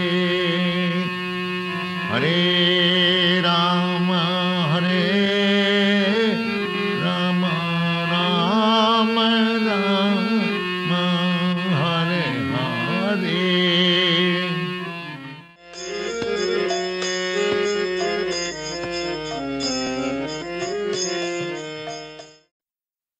So we went to greet Srila Prabhupada at the airport, and this is, of course, the very, very first time I ever saw him. So I was a little anxious, and I remember they rolled out a long red carpet, and I remember my first impression. For some reason, I had expected him to be very tall. I don't know why. And I remember thinking, oh, he's so short. But there was something so very regal about his carriage. And then he went to sit down on the dais. They had actually brought a little sort of wooden dais for him to sit on because there was going to be an interview. It was a television interview. And first there was, of course, the kirtan, and then everyone sat down. And, of course, all the people in the airport in the background wondering, what's going on here? And so I was just mesmerized watching him. It was like watching a performance for me, solo performance on the stage. And he sat down with the greatest of elegancy and ease. And someone offered him a silver goblet of water. And I remember him holding it up. And the stream of water flowed like a fountain right in his mouth. And it was just so elegant. And I just thought, wow. Being in the theater profession for some years, it was like, boy, that person really has a lot of grace to be able to do that in front of all these people. Just everybody's eyes on him, with not even a string of nervousness or tension or anything like that. And then they offered him a plate of fruit, and he very delicately just picked up a piece of fruit and just sort of popped it in his mouth and sat there and chewed it, and everyone was watching him, and no discomfort, no nervousness or anxiety. He just finished eating that little piece of fruit, and then he was looking around, one after the other, at the faces, very peacefully and quietly, really looking, taking all the time that he wanted to. I was just, from a material standpoint, completely impressed. One time, I purposefully brought Prabhupada's vases of flowers back to his altar late, because I knew that he would be arriving. So I was the only one left in his quarters, and I had dared to do that because I thought that was a good chance for me to meet Prabhupada face to face. So I came late with the flowers, returning them to his altar just as he was walking into his sitting room. So I placed them on the altar and then paid my obeisances. And Srila Prabhupada was still standing. He hadn't sat down behind his desk, and he said, "And what is your name?" And I told him my name was Hari Puja, and that I had just gotten second initiation, and I thanked him. And he shook his head like he did side to side, and he said, "Thank you." And then I left. I was very happy that I had got to talk to Srila Prabhupada face to face. The next day in his lecture, I can't remember it, but the idea was that Prabhupada had mentioned that even a sincere flower girl can make progress and go back to Gladhead. So of course I was thinking that he was recognizing me. I had just graduated from Yale University. I'd been living in the temple for 3 weeks, but I was always afraid that my ex-fiancée, who I had just ended the engagement a few weeks ago by slipping away to live in the temple, I was always afraid she'd come to the temple and drag me out. So I prayed to Radha Govinda, Sri Sri Radha Govinda, please Krishna, get me out of this one, and I promise you never again. A few weeks later, Prabhupada came, and I was sitting in front of him as he gave a Sunday feast lecture. And Prabhupada began to roar with great transcendental strength that if you're optimistic about material life, you're an animal. If you're a human being, you must be pessimistic. While he was roaring like that, I felt this tap on my shoulder. And I looked, there she was right behind me. So all this is going on right in front of Prabhupada. So I kind of looked at her, and Prabhupada continued to roar. And I didn't bat an eye. I just turned right back and looked at Prabhupada. And I could see out of the corner of my eye that she was about to burst out crying in the middle of the temple room, like, what's going on here? Here's my dearly beloved, you know, and now he doesn't even blink an eye at me. He's just totally absorbed in this person. So she left, and Prabhupada went on to explain with less fire. Material life, yes, everything's pessimistic, but in Krishna consciousness, everything is optimistic. So after that, I remember the kirtan we had for the deities, and I remember dancing in ecstasy, thanking Krishna, I'm free, Prabhupada did it, I'm free. One time I was on a walk with Prabhupada in Brooklyn, and it was one of those walks where Prabhupada would drive to his destination and then walk and then come back. And as we were coming around the corner, just in front of the temple, Prabhupada saw that there was a boy who was mailing a letter, but he was a small boy, and so he couldn't reach the box, and his father was picking him up, or the boy was dropping the letter in the box. And Prabhupada saw this, and he just became absorbed in seeing it. Of course, how long does it take to mail a letter? It's only a few moments, but Prabhupada just became absorbed, and again, it seemed like it was so much time. His eyes became very wide and became sparkly, and he seemed just as if he were remembering something, and I was thinking, what is Prabhupada thinking of? You know, something from his childhood, or what? And the scene ended, and Prabhupada said, the little boy, by his own strength, he cannot do. But the affectionate father, when he helps, then it is possible. We were going to do a performance for him the first evening of Krishna Kidnaps Rukmini, but I really felt that he could see into me. There was nothing that I could hide. Then I was thinking, oh my God, I'm going to be playing the part of Princess Rukmini, who's an expansion of the goddess of fortune, and it's ridiculous. What am I doing? You know, it's just going to be a farce. But anyway, it was planned, and you know, the show must go on. So there I was, and the scene opens with myself sitting on the floor by myself, writing the letter to Krishna. And I could feel my right knee beginning to shake out of nervousness. And then I remembered something my director said. He said, whatever comes up for you, just use it in the part. Find some way to integrate it into the role. You know, and then I just realized, well, she probably was in a very anxious state. I mean, here she was to be married to somebody she didn't want to be married to, and she was totally anxious. And also I noticed as my eyes went up, even though you don't really look at anybody, you still sort of have a feeling. And as my eyes passed Srila Prabhupada sitting there and moved up, just this ease came over me. It was like he put this blessing on me or something. And I just forgot everything, and I just became Rukmini. And was able to just play with total abandon. just totally get into the part. And then we finished, and there was grand applause and everything, and we went down to the dressing room, and I was completely drenched with sweat. And we were waiting, just taking our makeup off and so forth, and then Shruti Kirti came in and started telling us everything that Prabhupada said. And I was real excited and everything. He said, Prabhupada said, this is better than reading my books.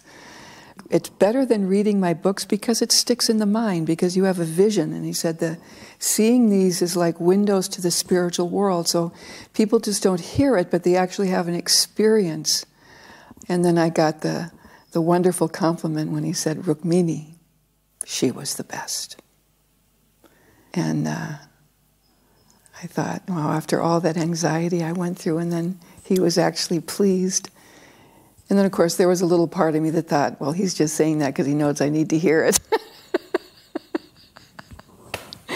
But then I also understood when you use whatever talent you have in Krishna's service, that is the best. So it didn't matter whatever I was thinking. And he actually wanted us to go with him and travel with him all over the world.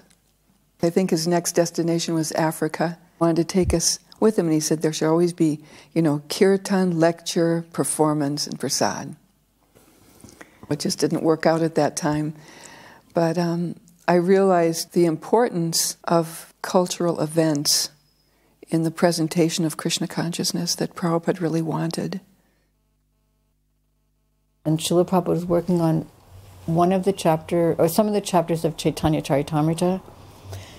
We had a recording device. It was big. I mean, it was like, several feet wide. So Srila Prabhupada would dictate Chaitanya Charitamrita, and as soon as he was finished, Pradyumna would bring it up to me, and I would immediately transcribe it using this big contraption. We didn't have a dictaphone. I would just use the foot pedal, starting it, stopping it, starting and stopping it. But we did it right away as soon as Srila Prabhupada was finished with it, and then Pradyumna would bring Srila Prabhupada the transcription back. And Srila Prabhupada said that he was so encouraged because I was doing it so fast that it made him start doing 2 tapes a day. That was my very best memory ever. I was in Atlanta. It was summertime, I remember that, and I was walking up the street, and a devotee opened the window and stuck his head out and yelled at the top of his lungs, Balavanta, Prabhupada's on the phone, which was just a shock of my life. So I ran with wings on my feet up and got the phone. It wasn't actually Prabhupada on the phone. It was his secretary on the phone at his request. Prabhupada was in the room. And the secretary said, Prabhupada wants to know if you can come to New York right away. I said, of course. So I just dropped everything and went and got on the plane, flew to New York, and Prabhupada wanted to discuss politics. Actually, what happened is I wrote to him and suggested that I could run for mayor of Atlanta. It would be a good preaching platform. And he wrote back with the most overwhelming enthusiasm I'd ever experienced. I took 1 step to him, he took 100 steps to me. But the broad discussions, all I remember is basically, he said, so what do they say about our program? I said, probably they say it's not practical. He says, yes, it is not practical because they will not accept it. If they would accept it, it would be very practical. I remember one devotee, we were discussing the Gawe Trust Party, and the devotee said, Prabhupada, when we take over the government, we'll outlaw all these religions.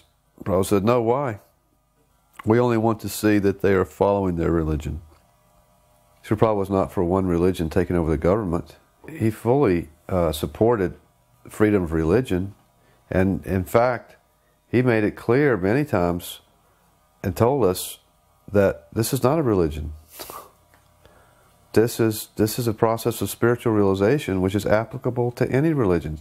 So yeah, he made it very clear that in terms of politics, we're not interested in changing people's religion or taking over the government for one religion as opposed to another religion. We just would like to see that the leaders of human society are enlightened personalities, whatever religion they come from.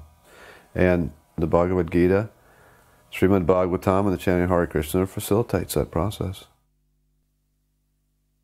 When Prabhupada would come to the temple in New York, one of the first things that he would like to do was to speak with the artists and see what paintings had been done. Because his translation was such an important part of his service to his spiritual master, he was always very enthusiastic to see what progress we were making.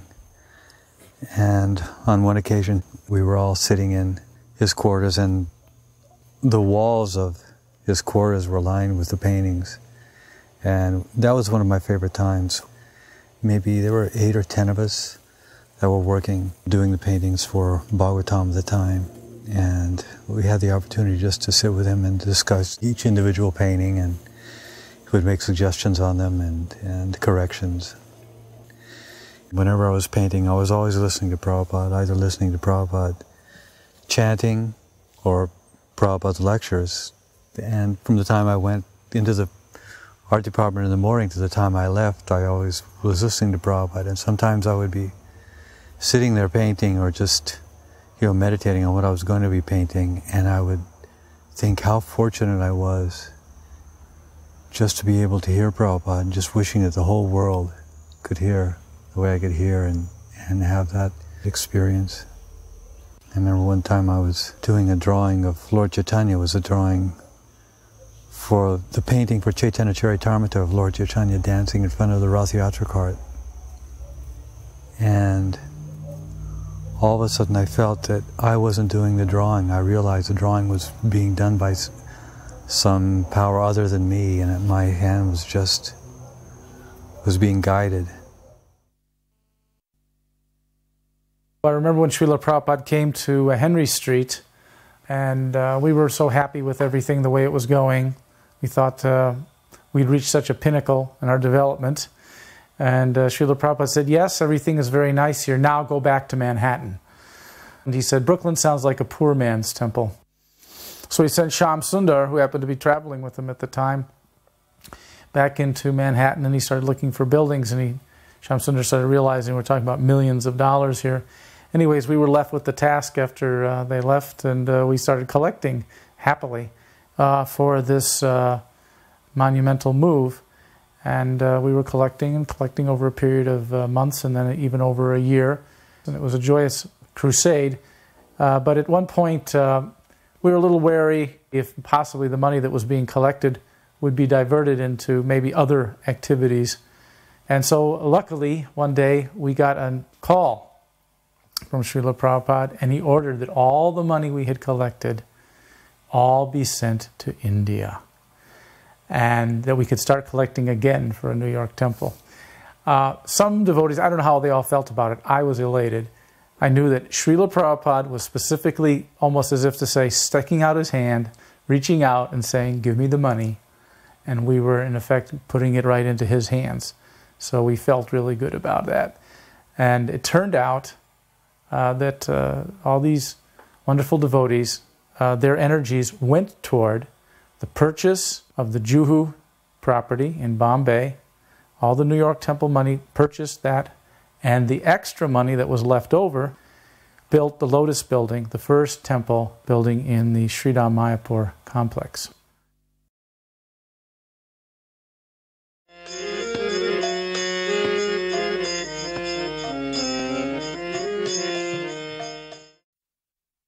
Of course, this Rath Yatra became very famous because Prabhupada never sat in his Vyasasan, which was there, and walked and danced the entire way.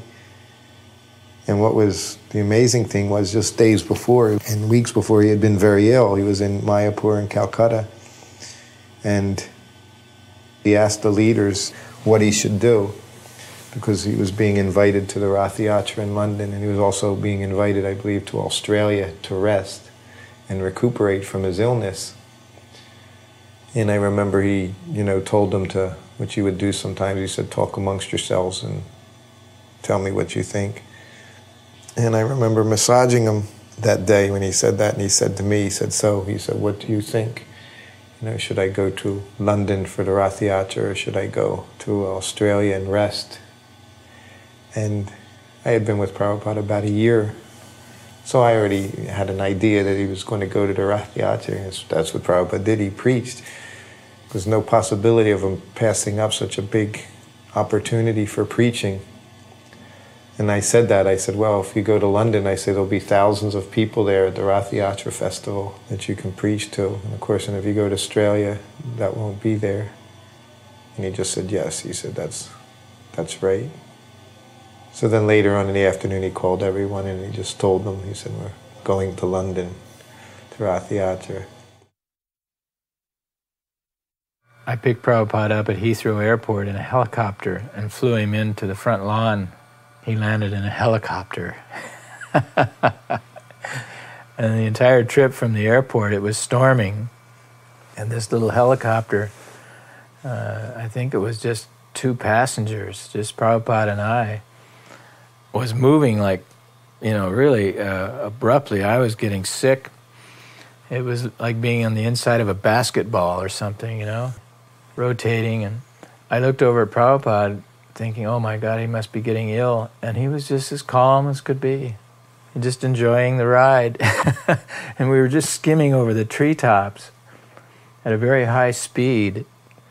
And we landed there on the lawn. Prabhupada used to say to people, I have arrived in a helicopter.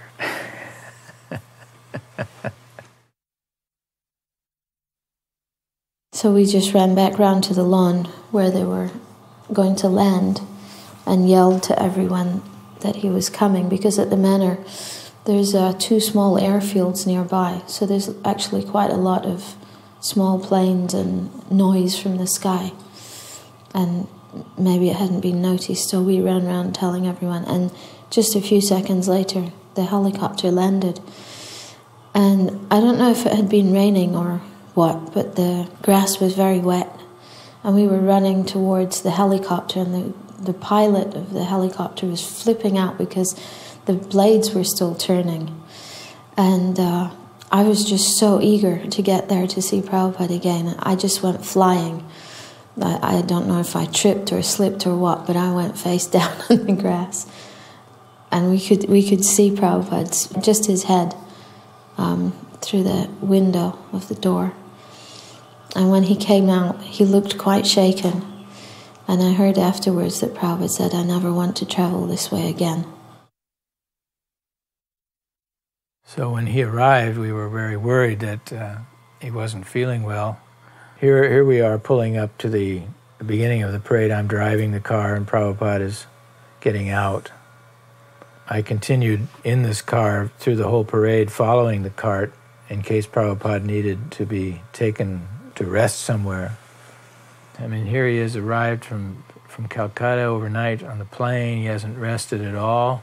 So we figured, either he can sit on the cart for a while and then get off, and we'll put him in the car and take him somewhere to rest.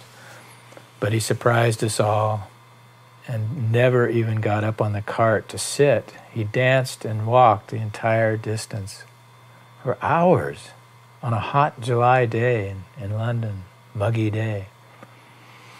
And then at the end, he sat up on the lions at Trafalgar Square and talked and preached strongly.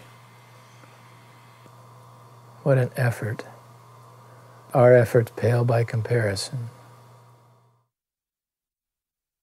My uncle, he left me £10,000 in a will.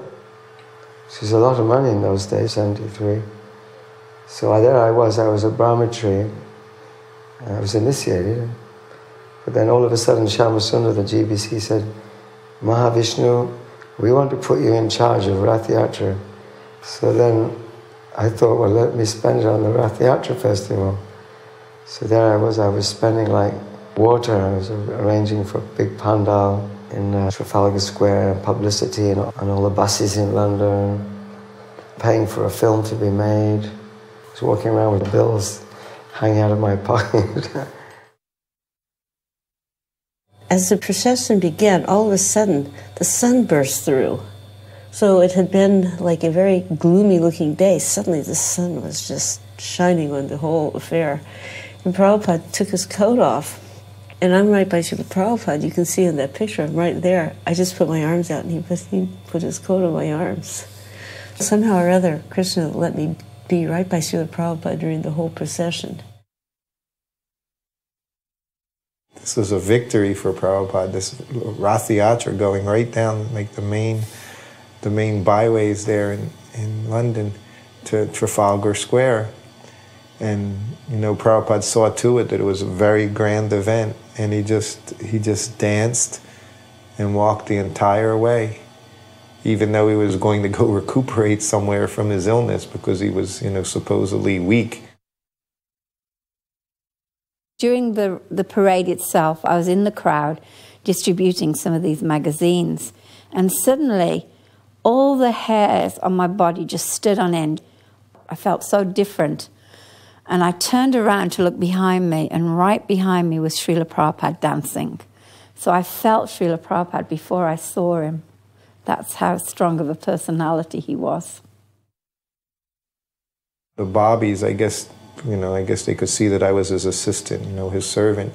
And they said to me, you have to tell your leader to sit down because he's making too much of a commotion in the streets. We need to get order in the streets. They didn't like, you know, they considered it very disorderly, all this dancing around. And I ignored them once, you know, because I thought, I can't say anything to Prabhupada, you know. So then they kept coming up to me. This one officer kept saying, you know, you have to tell him, you know, you have to tell him.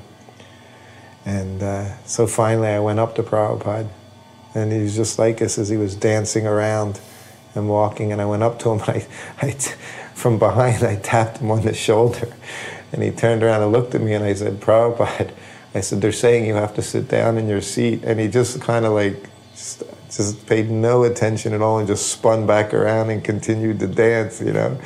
So I just shrugged my shoulders. I went back up to the Bobby and I said, if you want him to stop, I said, you tell him. I said, because he won't listen to me. So, and then he didn't go up, and then they just let it go on. And when those kirtans started to get going, I was supposed to be directing the parade, because I was like in charge of the whole thing. And then all the senior devotees were surrounding Prabhupada in these huge kirtans. And you know, I couldn't do anything about it. They were all senior to me. I was just a junior devotee. And then the police kept coming up to me and saying, when he jumps up and down and he looks at Jagannath on the Rath Yatra cart, then you're stopping all the traffic in London. Please do something. What could I do? Finally, at one point, he motions to us, and he wanted us all the kirtan devotees to come down off the Rath Yatra cart. He said, come on down. And so we came down and had kirtan with Prabhupada right down there on the street. Everyone came off the cart. And then we're holding hands and keeping a circle around Prabhupada to keep from anyone bumping into Srila Prabhupada. And it wasn't until actually later on, when the Chaitanya Charitamrita was translated by Srila Prabhupada, that we realized that this was all the same as in Chaitanya Charitamrita. We spent weeks advertising the Rath Yatra this year. We called it London's Summer Festival. We had stickers made, orange circular stickers, and we stuck them on every available surface, you know, lamp posts, shop windows. Somebody went on all the underground trains and stuck them on all the doors of the underground trains, and the whole of London was just covered in the things. We were surprised, actually, that more people didn't come. We thought, you know, there'd be 100,000. Everyone directed Prabhupada towards the Vyasasan, and he looked at it, then he looked around, and then he just shook his head a little and started to walk. And then when everyone realized that Prabhupada was going to walk in front of the cart with everybody else, there was like a wave went through the devotees as they heard that this was happening. Everyone started to dance. And it was quite amazing that there was this seemingly very small old man in the middle of all these tall, young, strong Western men. And he was completely directing them. Just with a flick of his finger, they would lift off the ground and dance and spin and do whatever. And the number of mridangas that were being played and the vigor that they were being played with, wasn't that the kirtan was particularly fast, but the way everyone was playing the mridangas, their hearts were in their hands, the way they were playing them. to please Prabhupada with the kirtan. And from time to time he would actually start dancing, jumping off the ground himself with his arms raised. And when that happened, the devotees just went wild. And it was as if we were flying. There was no ground beneath our feet. There was no time, no space, no nothing. There was just pure joy and happiness and Prabhupada. Hare Krishna, Hare Krishna, Krishna Krishna, Hare Hare, Hare Rama, Hare Rama, Rama Rama, Hare Hare.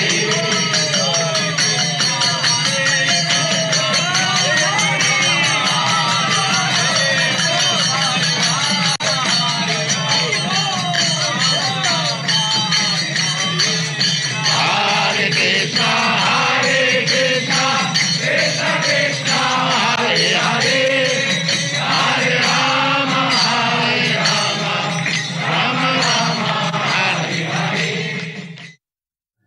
At some points when he would look at Lord Jagannath, it was the face of a man in love, the way he looked at Jagannath. Sometimes the Rath Yatra cart would fall behind the kirtan party by quite a distance. So Prabhupada would stop the kirtan party in one spot and wait for the cart to catch up. He would sometimes raise his hands as if he was beckoning to Lord Jagannath to come. And once the cart caught right up to the party, then he'd move on again. That walk from Marble Arch to Trafalgar Square, if you were just walking it without dancing or whatever, it takes at least a half an hour just to walk normally. But the Rath Yatra procession lasts for about 2.5 hours.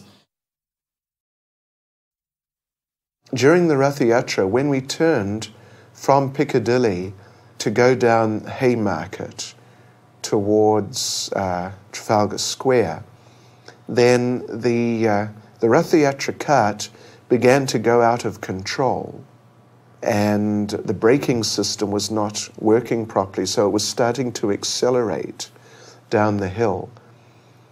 And the devotees were sort of blissfully unaware of what was going on, but the police could see that this was happening, and the police started to get into anxiety. So I remember one policeman approached one of the devotees in a mood of great concern, asking, "Who's in charge here? Who's in control?" And the devotee turned around and said, "Krishna's in control," and went back to the kirtan. When we arrived at Trafalgar Square, at one point, Srila Prabhupada looked around, he saw a small street, and he started to go down it. This wasn't on the procession route. The whole procession starts to follow him. He was looking for a place to pass urine. And Lord Jagannath and the whole procession was going right along with him. This was another one of these events, very special events like the opening of the temple in Vrindavan. This was conquering London, he conquered the British, Prabhupada. And we knew what he was when he was young, when he first met his spiritual master, right? He was into the Gandhi movement, he wasn't into British rule. So now he came and took over Britain. That's what he did, it was like right back in their face. These are special triumphs, I think, that Prabhupada really, really enjoyed. This festival, we made a lot of promises to the authorities regarding, how we would conduct ourselves, things we would and wouldn't do. We set up these tents. This is the one right with those yellow tents. In order to secure these tents with the lines you can see that come from them, we just drilled holes into the cement and drove iron stakes, pegs in there, which was a total no-no for the authorities. But anyway, the festival went off. It was just really sensational with so many people. Prabhupada was very pleased, there was no doubt about it. But the following year, they just absolutely would not give us any leeway for performing a festival. It took some time for them to regain their trust in us. There he is in Trafalgar Square, the center of the British Empire. Thousands and thousands of people. This was Prabhupada's triumphant moment. Looking out at thousands of people chanting Hare Krishna in Trafalgar Square. And I came down to Trafalgar Square and to see the arrangements there. Everything was fantastic. We hired these beautiful palm trees. It was like India, you know. It was a beautiful day. And, but I was totally exhausted. By that time, I couldn't focus on what was going on. It just happened. Whatever happened, happened. And it did happen. But I was very pleased. In the Chaitanya Charitamrita, it says that the Rath Yatra cart seemed to be higher than Mount Meru. And then Prabhupada writes in the purport, there was a gorgeous Rath Yatra festival in London in 1973. The Guardian newspaper reported that the Rath Yatra cart seemed to be higher than Nelson's column. And he put that in the purport of Chaitanya Charitamrita. But then it's in the conversations books that Shyamasundar said to Prabhupada that one devotee, Mahavishnu, he received some money from his aunt. Actually, it wasn't my aunt, it was my uncle, which paid for the Rath Yatra festival. And Prabhupada said, he has spent his aunt's money well. That was good.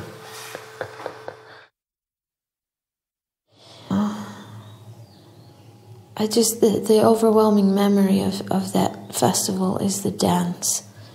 The dancing that just defied logic, because you just kept going and going and going and just wanted more and more and more, and just wanted it to last forever.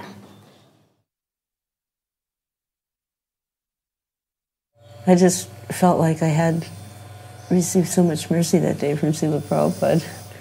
And then after he spoke, he wanted to go back. And so we went to Berry Place, Shamsundar drove, I also went. He was so happy. He was very happy with the Rath Yatra. He was very pleased that day. And he started talking about transcendental competition between the gopis.